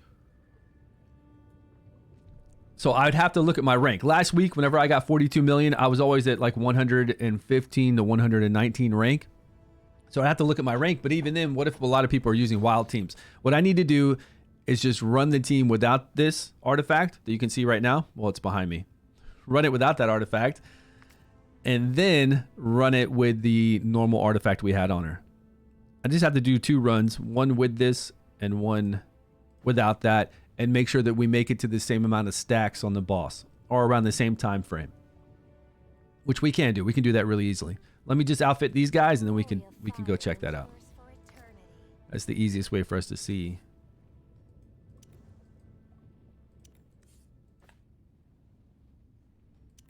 She's already at 95 with this. Crit rate. It's not like we don't need a lot of crit rate. The thing is, we want critical damage, but then we want attack underneath it. Or skill haste. Yeah, attack or skill haste. Give me some attack here, please. There it is. Skill haste and attack percentage. Give me attack percentage hits. Let's go. Crit rate. Can't complain with that. And attack percentage. All right. She's still too high. She's got 94 crit rate, and we don't need anywhere near that. But to make up for it, we've got to get critical damage. Can I not shield the queen from her woes? Okay, critical damage with a little bit of crit rate, but attack. 3 hits into critical damage and attack. 2 hits into critical damage, and then we've got 3 hits into critical damage here. Critical damage with attack percentage, great. She's still rocking. This is where we need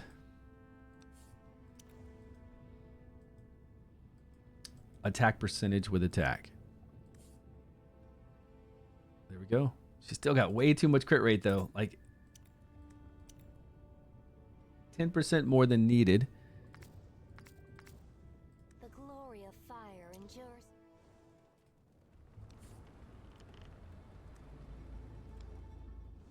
Knowledge brings composure, especially during the chaotic war times.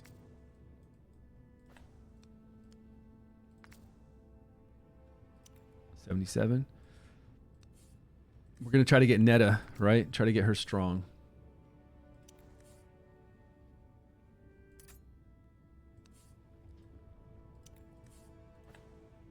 Ooh, look at that. Crit rate, critical damage. It's pretty nice. We're running out of coin, though. We're running out of coin so quick. Look at that critical damage. It just keeps going. We're going to have to sell something.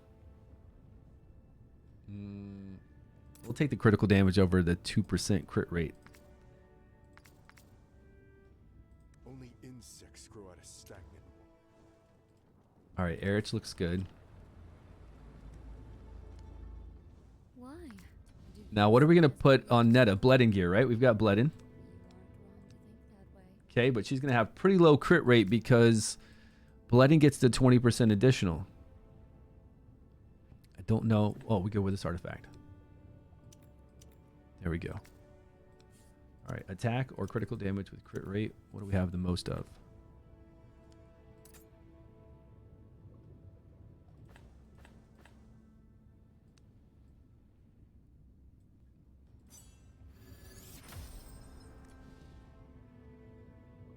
Okay, that's it.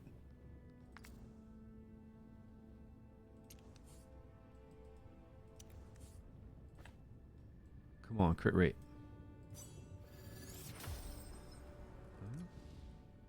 Could be worse.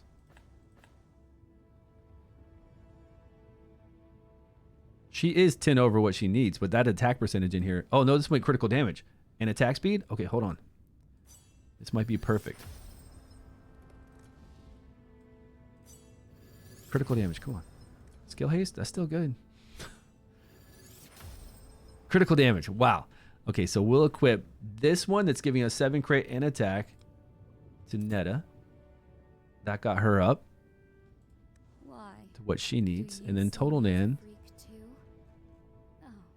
Can I not shield the it should be queen from her down woes? 82%. That's fine. She gets 20% flat. Okay, she's perfect. She should pull in some good numbers, some really good numbers. Okay, that's everybody but our support. Now we've got him, and he's pretty much geared out already. So who's gonna? We gotta have our tank be our highest HP person, which I'm sure she will. Once we just put gear on her, she's gonna have the highest max HP. Enlightenment. We don't have any Enlightenment legendaries. Look at all these legendaries, all of them. Not one Enlightenment.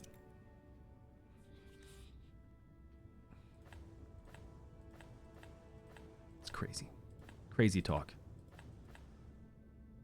We really don't want skill haste because we want to keep him at the same timing as Isolde. Although that just went into a whole bunch of defense. That's pretty nice.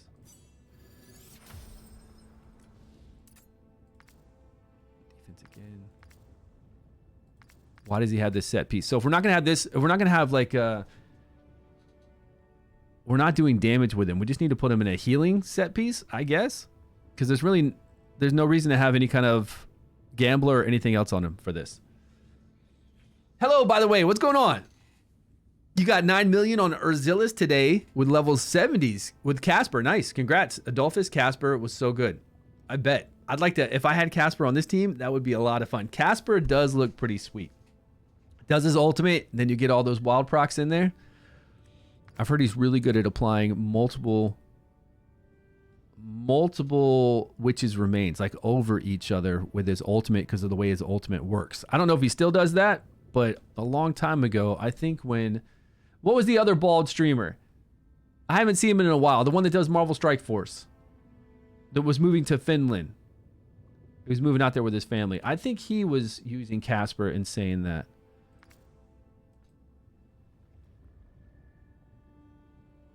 One to legendary. That's a really good thought. Yeah, Remakes. That's right. Yeah, Norway was it? Okay, Norway. Yeah, how's he been? Did he actually move out there with his fam? That is a really good thought. Do I have any? I don't have any in this one. I don't have any. Do we get this kind of material? I mean, I don't ever come over here and use this. When do we get these? This is another complaint I have about this game. By the time we get this kind of stuff, the season's over and we've long passed the state to where we use epics. Like, we haven't used epic gear in a really long time. And I feel like we get these kind of late. Like, late stage of the game. Like, by the time I can actually use these, almost last season, at least in season 1, I pretty much sold almost every single piece of epic gear I had leveled. And then by the time I got these, it was a little too late. Now here you can see that I don't have any at all for runes. And I've never used any for runes. I can tell you that for sure. So we have not received any at all for runes. And it is been a long time since I've used legendary runes. So I don't know. I feel like we get those a little bit too late. Came back and streamed once. Yeah, Rocket, let us know how he's doing. I'm sure we'll see him back on stream sometime. I hope. That was a great idea, but unfortunately, I don't have any, and I don't know if we're going to get any anytime soon. These are for weapons. It might be in the battle pass for the end of the season, which again is way too late for us to do things and have fun with. Oops. Oh man, I just closed out the client. Hold on. I hit the wrong X instead of...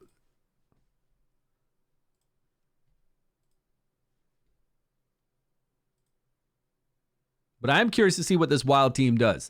With this cool gear, we haven't played my wild team since last season. I used to play this wild team almost every single week, along with my Dauntless team, which I really enjoy my Dauntless team because Shaltar is such a beast. And I have Sutha in there with Shaltar, Nimbus. We might even have some cool new additions to the team. I think I had all the epics in season 1, though. I don't think there's anything new I can throw on there. But since I've played Ice Blast for how many days now? How many days have we been playing? Like 45 days? It's fun to play something different. Switch it up a little bit.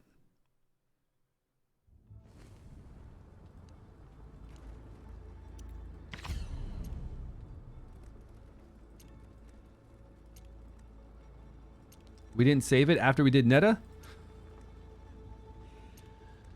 Oh, man. Okay, so Netta had Bloodin's gear on. We do need to switch out this rune.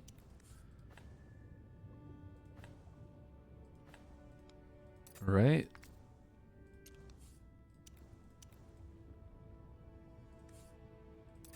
Sure it was that one. 86. Okay, it's perfect. The glory of fire endures for eternity.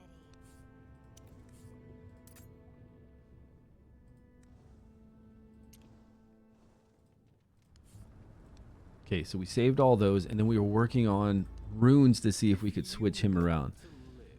And I need to see if I have an Enlightenment set in the Blessing. No. Man, killing me. They're killing me.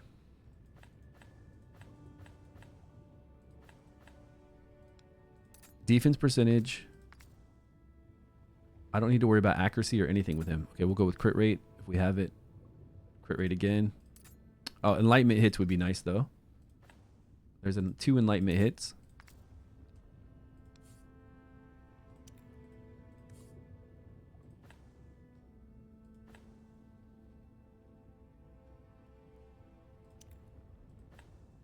Defense goes down by 9.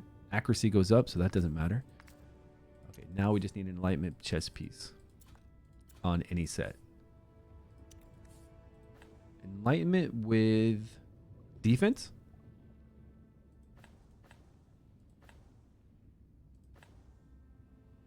+6 defense, +1 defense. Okay, we did not have an Enlightenment rune. I think we rolled one here for with skill haste and defense. That'll help out with survivability. We've got defense with 2 hits and an Enlightenment there. We might have some new one though. Where's defense?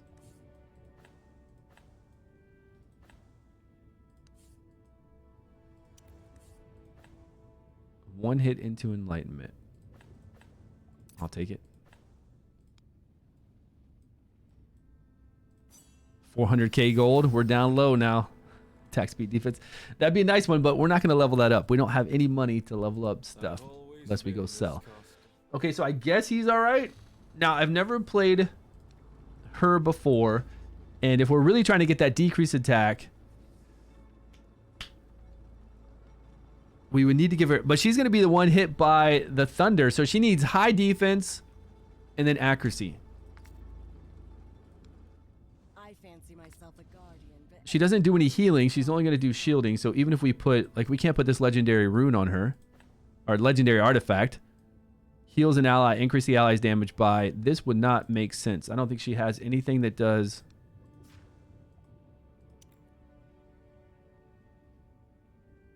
Deals damage. Grants 14% max HP shields. That's based off of her max HP. But we're not worried about how high we make her HP, because right after she casts this, we're going to have Adolphus cast his shields. We just need shields on when he casts to get those heals. And it will be in between when the boss attacks, so we'll be all right.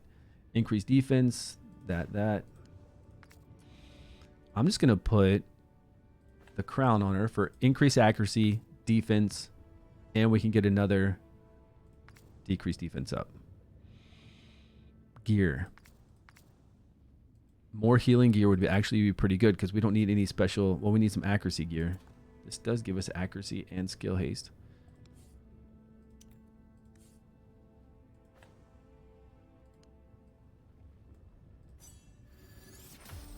There it is. There's accuracy, but we don't even have.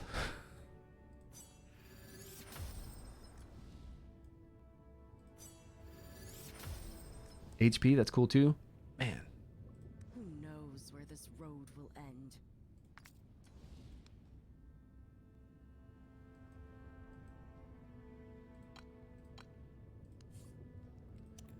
Flat HP.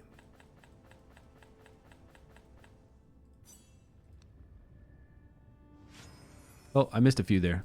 Flat HP. All right, there we go.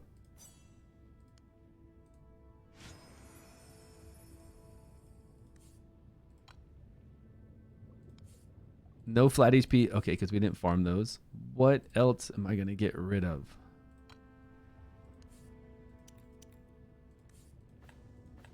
Flat HP, flat defense. Okay. I don't think we're making a lot of coin here. I think good enough, I guess. We're at 572. That will let us level up this one piece.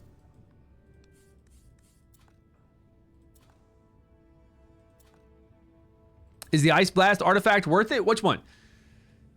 I think that Ice Blast artifact on Girth is worth it. Or on Beldel.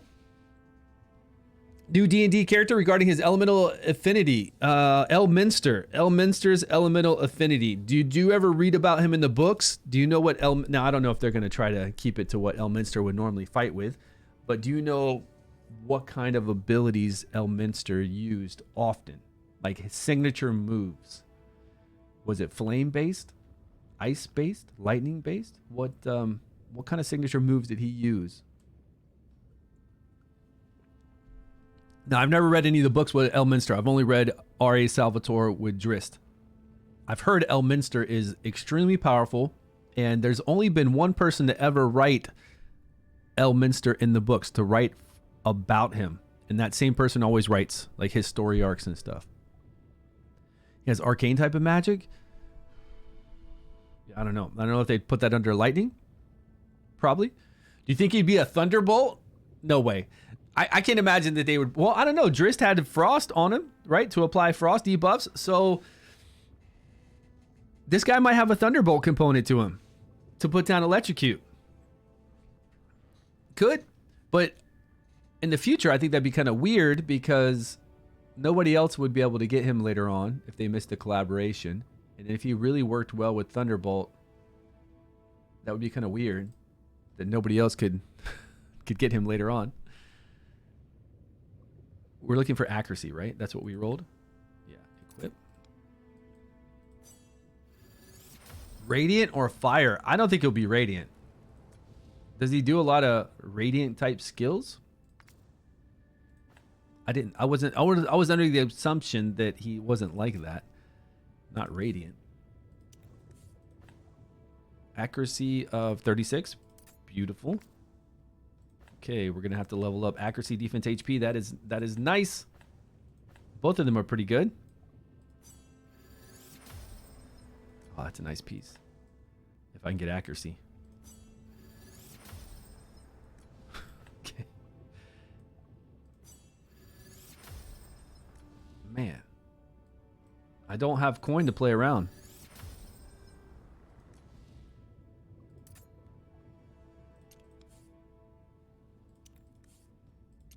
No. All sets, defense with accuracy.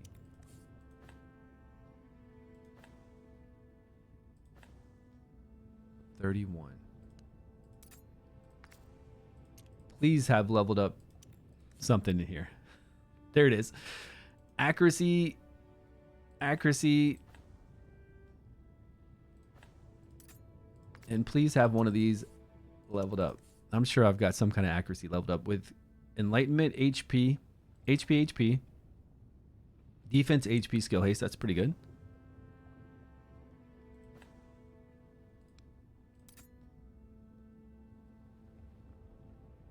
So all we have is their weapon. That's just a little additional attack and one more hit into something. It could be a nice hit. It could be HP percentage, defense percentage, or accuracy. We've got a pretty good odds there to get something nice. 3 out of 4 is not bad at all. But we don't have any coin currently, and I don't really care to go sell something. So let's just save. And I think everybody's geared. Increased defense is really nice. We would do times of... What is the timing when the boss does its ultimate? 20, the boss doesn't do his ultimate right away. 21.5, is it?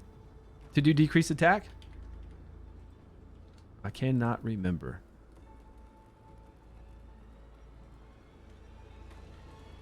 But if we do it that close, can he go 21 point? Is there a way to make him go like immediately after? Before the boss hits us? I don't know if it's possible. That's right. She's in a low. Everybody's on a low rotation.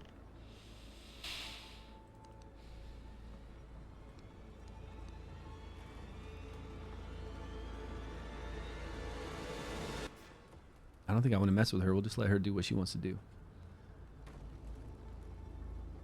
Until I level up the legendary. We'll see how this does, and then if it does okay, I'll level up Rash, and we'll put him in here instead of Netta. Now, we don't even have super high accuracy. I didn't even look at her accuracy. And our highest HP is Erich. Erich is our highest HP right now? Really? That's not good.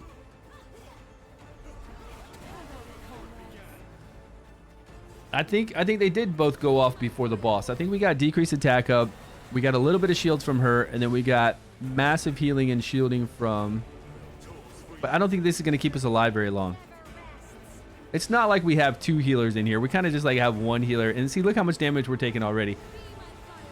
But we don't have a way to take these debuffs off either. I don't think this is going to work out very well.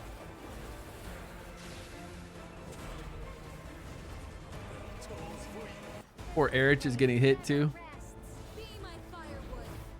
We'll let it run, and then we'll go check out and see what, see how that new legendary artifact does compared to the statue. We'll do that. Somewhere between lightning and fire. Man, I wish he was a dual. I wish he was a dual use hero, like we've been talking about for so long. Kind of like our main traveler, which can be 3 different elements. If they bring out one dude that can be 2 different elements, like if they would have done that with Drizzt, if they would have done that, if they would do that with Elminster, or any other kind of legendary they come out with. Like the first legendary of the new season will just be like we're doing right now for Ardrith, a normal element. And then the second legendary of every season could be one that's 2 different elements with a little variation on their moves. And that would be fun. I know, right? It would just make the game enjoyable. Change between 2 different elements like we do our main traveler, and then have just a little variation on their skills. You don't even have to go crazy with it. That way they can be in a whole bunch of different teams. The Abyss set is working correctly. The Abyss set where we ignore 20% of the defense for our derivative damage. That one? Is that the set? I'm asking. I can't check right now. Yeah, this team's not going to do. This team's going to do poo-poo. I just don't have any way in... Do I have any way to remove the debuffs? I could have Ghoul in to remove the decreased defense. We're going to get hit with it, though, because it does like 2 hits. Right when it applies it, I could have Ghoul in and remove it. But it's not a lot of healing. Goulin's going to remove 1 debuff. It's not a crazy amount of healing. Duelin's going to be geared up to do a whole bunch of damage. It probably won't even be a crazy amount of damage. I mean, it does do... Ghoulin does do good damage, but... Like, what team would you make? What are people making out there? I guess with Thorin. Does Thorin remove a debuff? I don't know if Thorin blocks or removes a debuff. I don't have him. He's a cool ass legendary that I don't have. Flora using the Inventor set over the Abyss set? Yeah, probably. The Inventor set's insane, man. You're increasing your overall damage by 24 to 32%. Basically 24%, probably 80% of the time. It looked like. Yeah, this team is garbage. For me, I think. I keep saying that, but I guess they're at 15 million.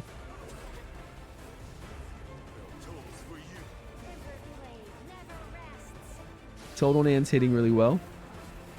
53% damage. Netta could definitely be replaced by my legendary.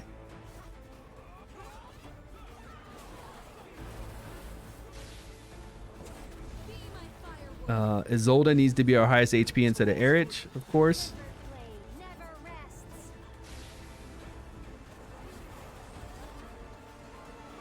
Yeah, it's bad. It's bad damage.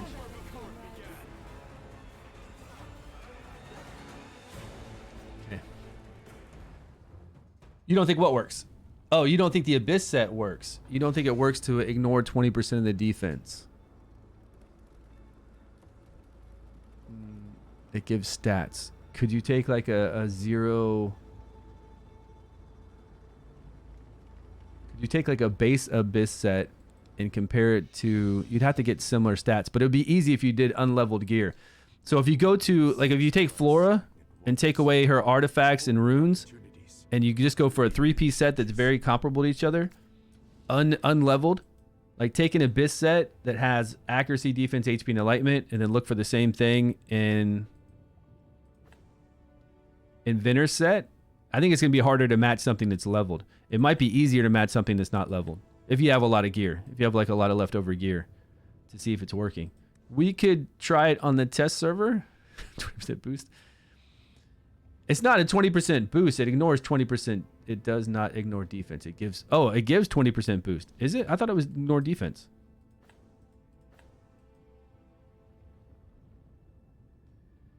Yeah, it says 20% of the enemy's defense.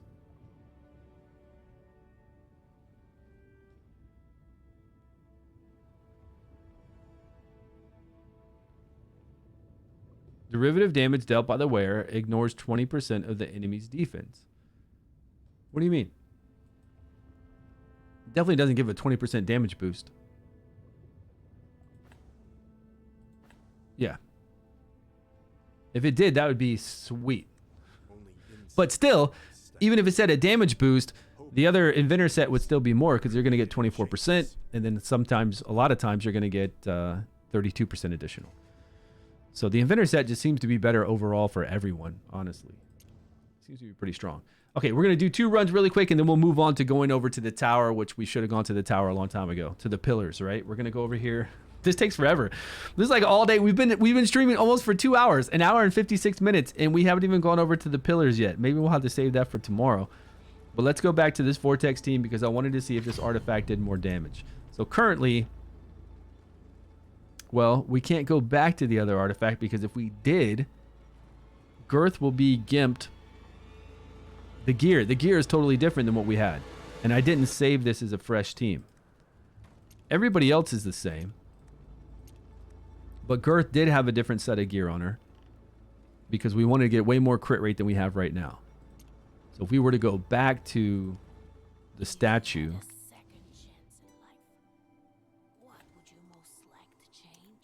she's at way low crit rate for that.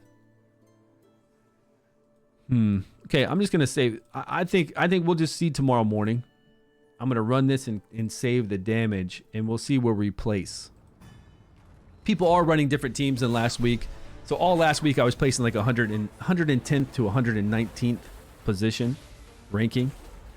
But people are probably going to be busting out some of their wild teams if they do better. But I don't think they are because it looks like it's really hard to play a wild team as far as support goes.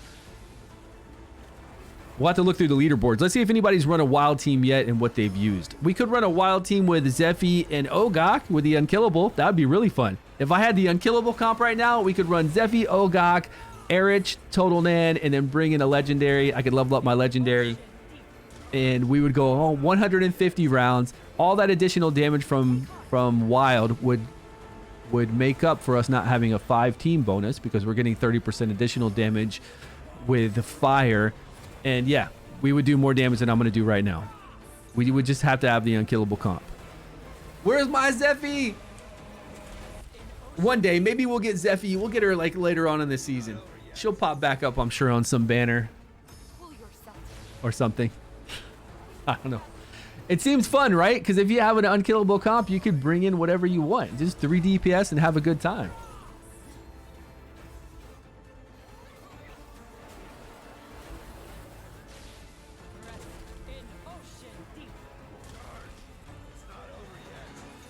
And I can still do the same thing for this. And you wouldn't have to switch around a lot, you know? I would even have Zephy and Ogok here along with my 3 Ice Blast DPS.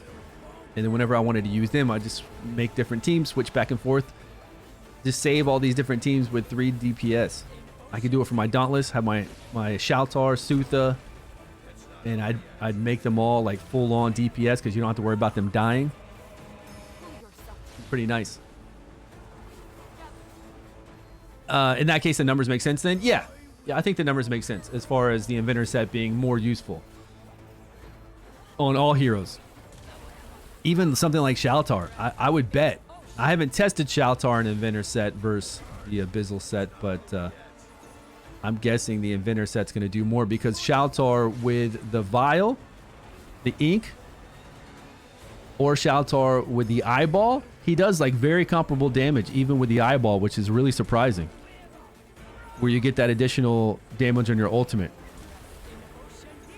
Because Shaltar is getting a lot of damage with that ultimate. You know, it runs for a long time. So you get almost the exact same with the Eyeball and the Vial set, the Ink. So being that works that way, then I think that the Inventor set's going to give him more damage, or at least about the same as that set.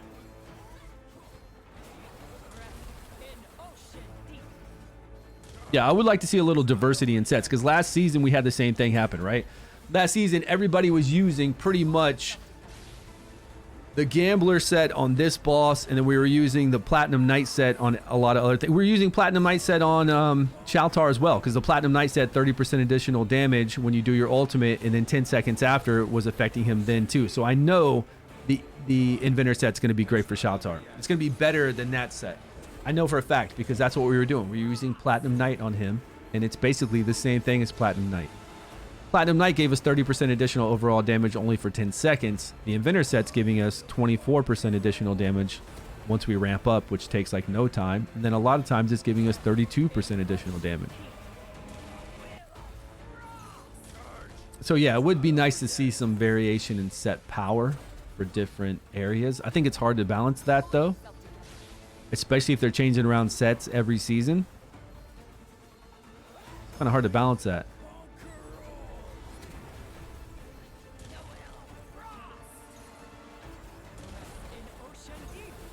I mean, all they need to do is make that derivative damage set stronger, but they don't do a lot during the season. Like during the 3 months that the season's running, I mean, they don't change anything, right?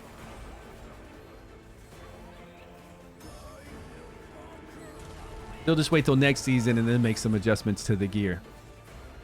But if we get like a whole new gear sets, it could be the same thing again, where one set is just completely stronger than the rest. And we barely, even last season, we barely ever used that set that ignored 15% defense. It just wasn't good. And this one's ignoring 20%. Hold on one second.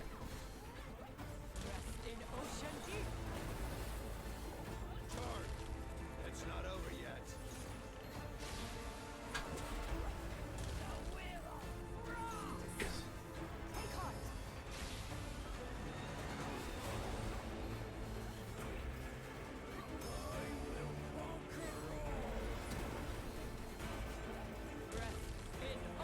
All right. Some drink here.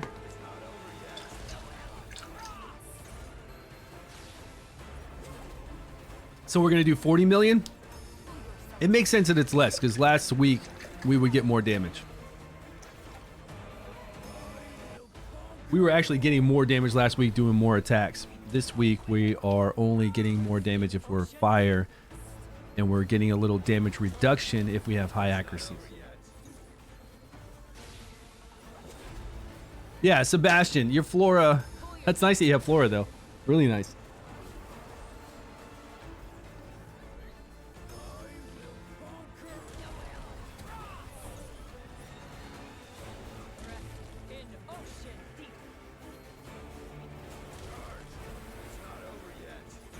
My buddy said he's playing Enshrouded right now. He said, like, I'm playing Arc. I mean, Enshrouded, whatever that is. Did your fire team do well? It didn't do well. And the problem is support. We just don't have a lot of good fire support. I brought in Adolphus because that's all I've got. I brought in Isolde to decrease attack and try to give us shields right before Adolphus gives us shields. And she'd give us increased defense every once in a while. But it's not enough good support. I don't need Isolde in there. What I need is somebody that can either block or remove those debuffs right away and give us some good, consistent healing. She only gives us some shields every once in a while, which Adolphus can take advantage of and do heals because their shield's already up, but it's not really enough. And she did do decrease attack to decrease attack the ultimate, and then 2 other abilities after that. So 3 of the 4 decrease attack was up, but it was bad damage, like 20 million bad damage, because we couldn't survive. We couldn't make it. We didn't make it anywhere near 90. It was way lower when we fell apart. Now I don't know if Thorin could help out. I don't really remember what Thorin's abilities are because I don't have him. He's a legendary support. Do I sell epic gear? I do. I sell a lot of the epic gear. I'll save every once in a while a few pieces now because we'll get that gear increase to where we can go reforge it. I can't remember the name of it, to where we can take it from epic and bring it into legendary. So if you see a piece that's got really good substat hits, then just save like 1 or 2 epic pieces. So you can do that. But otherwise I sell all of it because I need coin badly. What do we rank? Let's see what we ranked so far. Today, this is today's damage numbers. Scratch got on early this morning, or before bed, I guess. Okay, he's using his team. He's got that sweet artifact. Same gear. Same gear. I don't have her, but she is great with that increased defense. He's still using him, which I would use Blooded. And that must have added a lot. I wish you could see like the spread, the damage spread. I don't have a Frost to get that, but we do have that new artifact that we used on her, so I don't know. You want her from the horn? You can get her from the horn? That'd be cool. I'll take her from the horn as well. That'd be nice. I got 40 million. So as far as today goes, I'm right here at rank 8. That won't last long. That will not last long at all. I'll probably be back down to my 100th and 18th tomorrow when we go to reset.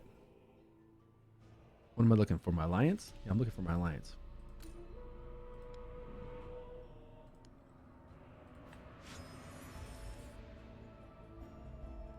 First time seeing you? What's going on? With a beard and 5+ years? Yo, Yakuza Assassin, what's happening, buddy? It is the first time, right? My wife hates it. And when I say hate it, like she really, really hates it. Seriously. And it's not even a beard yet. It was a beard earlier, and then I shaved the sides because I got bored. And I shouldn't have because I wanted this to grow out longer. But soon, once the beard comes in, it'll look like a full beard. Right now, it doesn't even look like a full beard, right? I think it looks like one of those cheesy guys from 90210 when 90210 came out. You know, those guys had like that little patch kind of down here and stuff back in the day. I mean, this is what year was that? You know, way back in the day. Looks like those people that aren't going to do much with their life kind of thing. A soul patch? Yeah, I think a couple of those guys in 90210 all, you know, back in that time always had something like right here like this, you know. It itches, don't blame her. Yeah, it does. It itches her face. It does. She says it itches her skin, right? You wonder how many people here were alive when 90210 came out? A lot. The thing is, with these type of mobile games, a lot of people are older. It itches the thighs. The thighs. I think a lot of people are out. Are we going to do pillars today? Maybe we're running out of time to do pillars. We can go over there and check it out because we need to move some gear around. If we're going to let's do the pillars that are easier. Can I get to the right part? There we go. I say easier, but it's a higher level pillar. And then we'll save the harder part, which is this one, the poison and the lightning one for tomorrow, because we're going to have to change around some gear. We're going to have to look at some heroes, maybe level up some heroes. This has been a lot more. This has been difficult compared to the teams I have for this. Oh, we can get some more. Only 2 floors. I thought it was 3 floors open every day. All right, let's see if this is easy or not. There's tons of kids in Marvel Strike Force streams. They're annoying. Are there? A bunch of kids? We've got, usually from playing Raid Shadow Legends and playing this game, we've got younger people in here for sure, but normally we've got a lot of older people. A lot older than you would think. Older than even myself. A lot older. It's got some oldies, man. Oldies but goodies. Poison is easy with my new team. Blood sample, what are you using? He said I was alive when MASH was still on. Not in syndication? What? Not in syndication. Damn, chill, Neo. I was too young to understand what MASH was about. Like, I watched Star Trek back then. MASH came on at the same time like A-Team would come on, I think sometime around then. But I just didn't get it, you know? It was too sophisticated for a young child. And I was very young, of course, when that was going on. And then after MASH and A-Team and whatever else was going on around that time, like the $1 Million Man or whatever those old shows were, we finally had something like Magnum P.I. come out. And then I watched Magnum P.I. all through my teens. like maybe even late teens. Maybe I was like 17 or 18, and I was watching reruns of Magnum PI.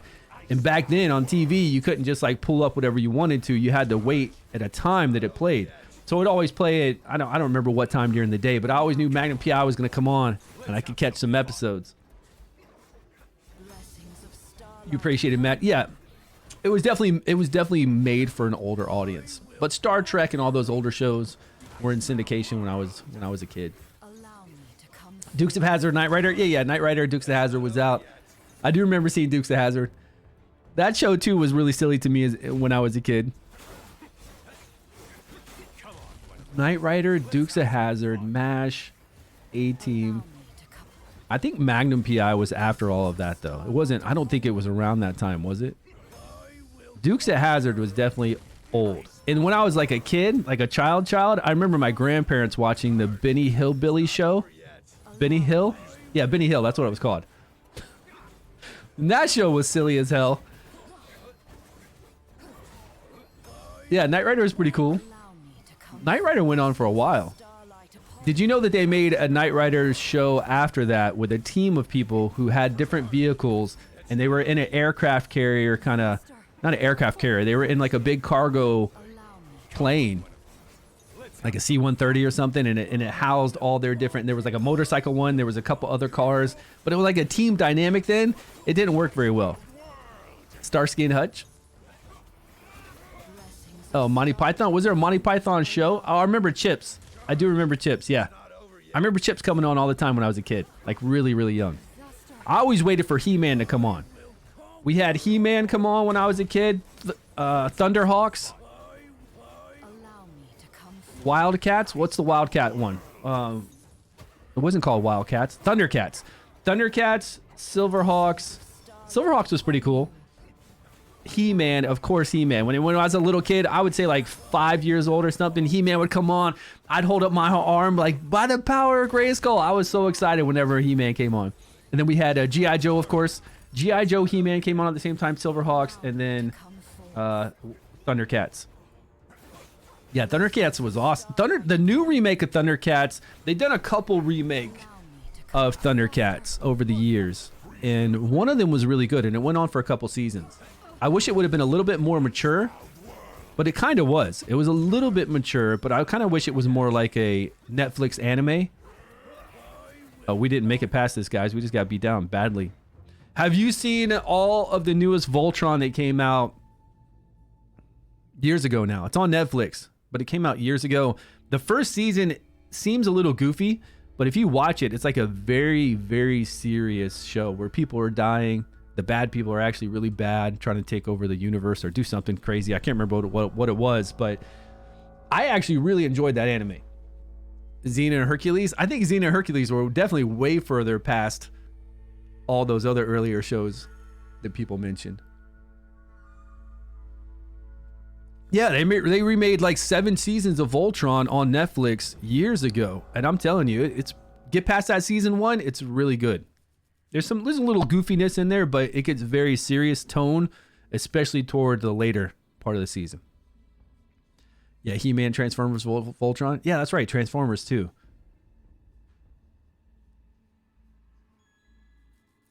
But I don't remember watching Voltron when I was a kid, I don't think. Maybe I did. I remember watching like some kind of crazy like Godzilla type show, and it had a mechanical girl and her boobies shot out as missiles. It was definitely a Godzilla show, but it's kind of like that dude. It's like this, the Ultraman. They would fight Godzilla, but it also had this mechanical chick, and she'd be fighting those kind of monsters, and her boobs would shoot out as missiles. It's ridiculous. Voltron Legendary Defenders, is that what it's called? It's the only Voltron, I'm sure, on Netflix. And it's got, yeah, Legendary Defender, and it's got how many seasons? It's got a 95% Rotten Tomato score, but honestly, I don't believe Rotten Tomato anymore because that place does some, I mean, all these rating, everything nowadays is paid. Like, you would just not believe how scammy things are today. It's just everything is paid. So many things on Rotten Tomatoes for new movies will get frozen. Like, you can't even see ratings anymore. They'll freeze them and they'll keep them at unverified ratings, and then they'll like people have bots do review bombs too. I just can't trust anything nowadays. It's so crazy. Like you can't just get honest reviews anymore and see what people really think about something. But yeah, that's the one. Anybody out there not playing Dragonheir Silent Gods? If you're not playing it, come and join us for Season 2. We've got the information down below. Click on the banner. Come play Dragonheir Silent Gods with us on PC, on your mobile device, and then come join us down below in Discord as well. Yeah, 8 seasons. I'm telling you, get past that first season. I think the first season, to me, from what I remember, was pretty corny. And then it starts to pick up and get really serious, especially once you start to see more of the bad people. And there's some, like, I remember some of their witches dying and the bad guy killing some stuff. And there's, like, high stakes, like real stakes, and it gets a lot better. You're playing and you're still on Season 1 right now? You'll get there, man. I hope they do something with it, with making sure that all of us can join a season together. I think that is truly the only... Wait a minute. I don't have this team saved with gear saved? Maybe because we put in Ripe Kiss before. Man, I really hate this when I don't save it. This is my fault. I hate this when I don't save... Okay. I've got this team saved, though. So Ripe Kiss is the only change we had for this, I think. All right, we still might do okay. We were locking him down pretty well without him. If I can make it through this, this might be my easiest pillar team.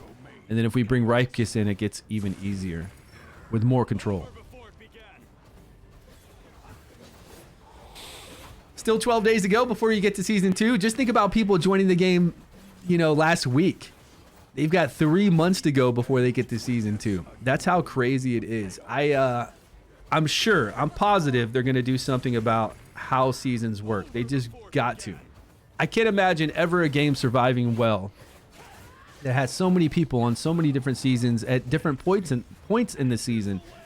I can't even like fathom what it's going to be like a year from now. If people truly start on Season 1 a year from now. Or you get your buddy to play and he's like, yeah, I'd like to play with you, but you're on Season 6. I'm going to start on Season 1. This isn't fun. I can't do anything that you're doing. I can't, you know, we can't talk about the same stuff, the same new heroes that are introduced or banners that you're on or any of that. It's really weird. No, that's not how it works when they merge servers. They merge servers based on the season you're on. So at the end of Season 2, they'll merge other people that are ending Season 2 around the same time you are. Same thing with Season 3, same thing with Season 5, Season 6, Season 1. But they don't merge seasons together. Here. Yeah, they don't. So it's going to be really weird. So far. I mean, that's their trajectory of how they wanted to do things. Now, the player base, along with a whole bunch of content creators, have asked them about this.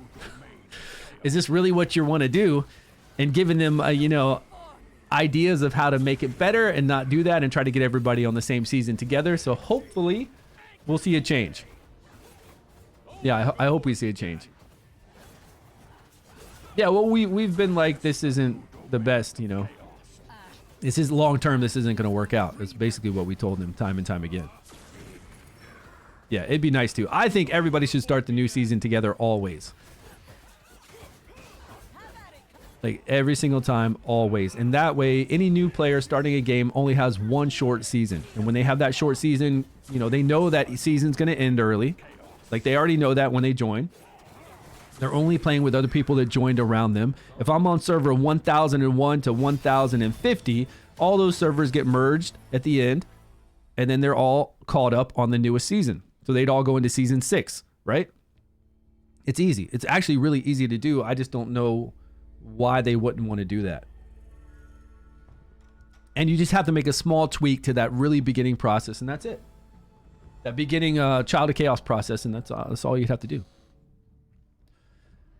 It's kind of like this. A new server starts fresh every day, right? Well, I mean, there are a lot of games that have new servers start fresh every day, but they're still playing the same game. Like I've played AFK Arena. AFK Arena has a new server start every day. And I guess it is kind of inclusive to that server, right? They have cross-server arena. And then on that server you start. Yeah, but they don't have seasons though. See, that's the main thing. Like, even though I started on a new server in AFK Arena today, I still, if there's an event going on or a banner going on or anything happening, I'm still seeing that and taking part in it. And there's no seasons to like reset and do something crazy. It's just the game, you know, you play the game. So then you'd be eventually catching up to what your friend's doing in no time. Here, you can never catch up to what your friend's doing. If you got to go through season 1 and they're on season 6, eventually they'll be on season, you know, 12 by the time you get to season 6. You will never catch up to what your friend's doing. We just got beat down again.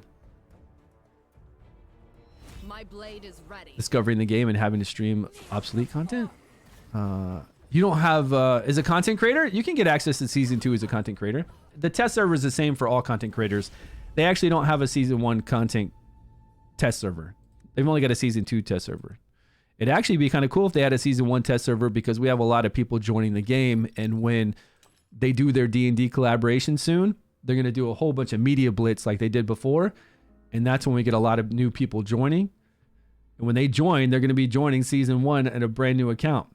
And I don't really want to go, like, it'd be really cool if everybody started a new season together and I started a new account then I could see myself starting a new account. Like, if everybody merged into season 3 together when it starts, I could start a brand new account, do the new player experience for that season, keep playing this account that I'm playing right now, and then make videos to show new players, you know, how to get through that content and the fun experience it is to do a brand new season as a new player. But I can't do that. I can't just go into season 3 brand new, because nobody else can do that too, and just show them the game. It's weird. It's really weird. And the biggest thing isn't about content creation. It's about people being able to play with each other and keeping the player base, you know. Season 2, I would be able to join that server. You can, but it's not set up to do that well. If you're going to join season 2, if you're going to start a brand new account on season 1 and I'm on season 12 and I give you a season 12 invite, the game's not set up to give you what you need to go into season 12. And it's very easy to do that because you don't need much. But right when you go through that Child of Chaos area, which everybody does, and it takes like 45 minutes, that's when they need to give you what you need to succeed no matter what season it is. This area. So no matter what season you're on or no matter where you go, you always do this small starting area. You zone in, you know, your body like floats in. You try to get tricked by that one person that's going to like take your soul or something, but you come over here, you get Hexandra, you set up your camp, you get that guy with the vulture, you get that one little frost tank, and you come through here and then you fight the Child of Chaos, and then you zone into the new zone. But it's not the most recent season, which it should be. And then while you're in here, they give you what you need to survive in that newest season. And then once you complete that newest season, even if it's short, you go into the season that everybody's on. It's not an MMO. I don't understand your appeal. Playing with others. You don't play with others. You do play. You play with others in the sense that if my friends are playing this game with me, we want to be able to talk about the game. If I'm on season 6 and they're on season 1, how can we talk about the game and what we're doing together? It's not a community thing. All games are a community thing to where we're together talking about what's going on. If I talk about the banners that I have for summons, I can't talk about that to my friend. If he gets another friend to play the game and start playing with us, that friend now is on season 1, he's on season 2, I'm on season 6, another friend's on season 7. There's no community here. There's no, hey guys, what are you working on? Oh, I'm working on the harpy that's got 5 different wisps to it. Oh, that's cool. I'm on the harpy over here that's got 2 different wisps. Can you help me out? I don't know. What gear set are you using? I don't know. I'm using this other gear set. Oh, what do you have going on here for the Vortex boss? I don't know. This week it's totally different for me. I can't remember what I was using on. You see what I mean? You cannot have a game that has all different players on all different days and expect people to keep playing the game because they can't play with their friends. It is without a doubt a game that you play with your friends, that you communicate with your friends, see where you're at, see to help each other out, what the challenges you're trying to face. And without that, people don't stay interested.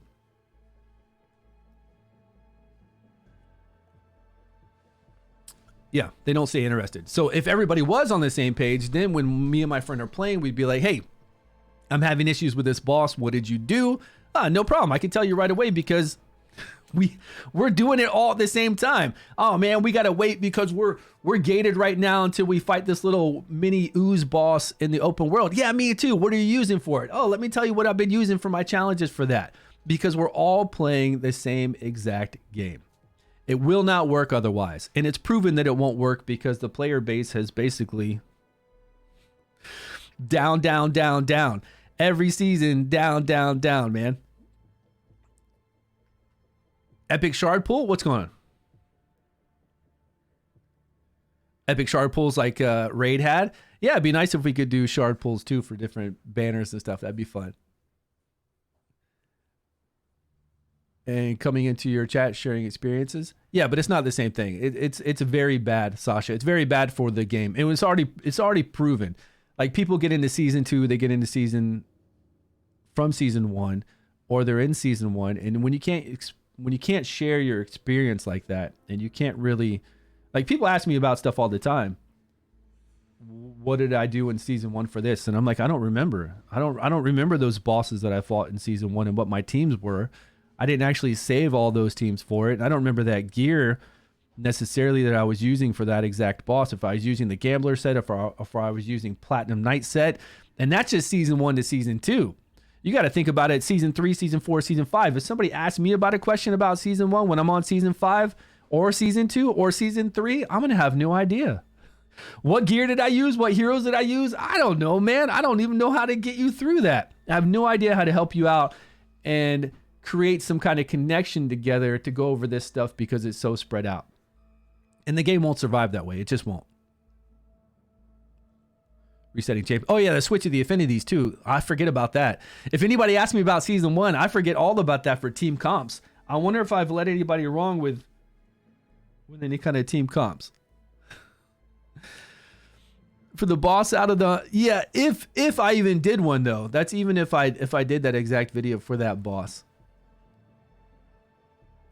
It's because we really haven't had those kind of bosses, right? If I've done a video for these bosses that we've had right now for Harpy or Ancient Battlefield, I did do an Ancient Battlefield 1. I haven't done Heretical Runes because it didn't change too much. Or I haven't done one. I think I did one for Grave of Rot, maybe, but that's fine too. I don't know.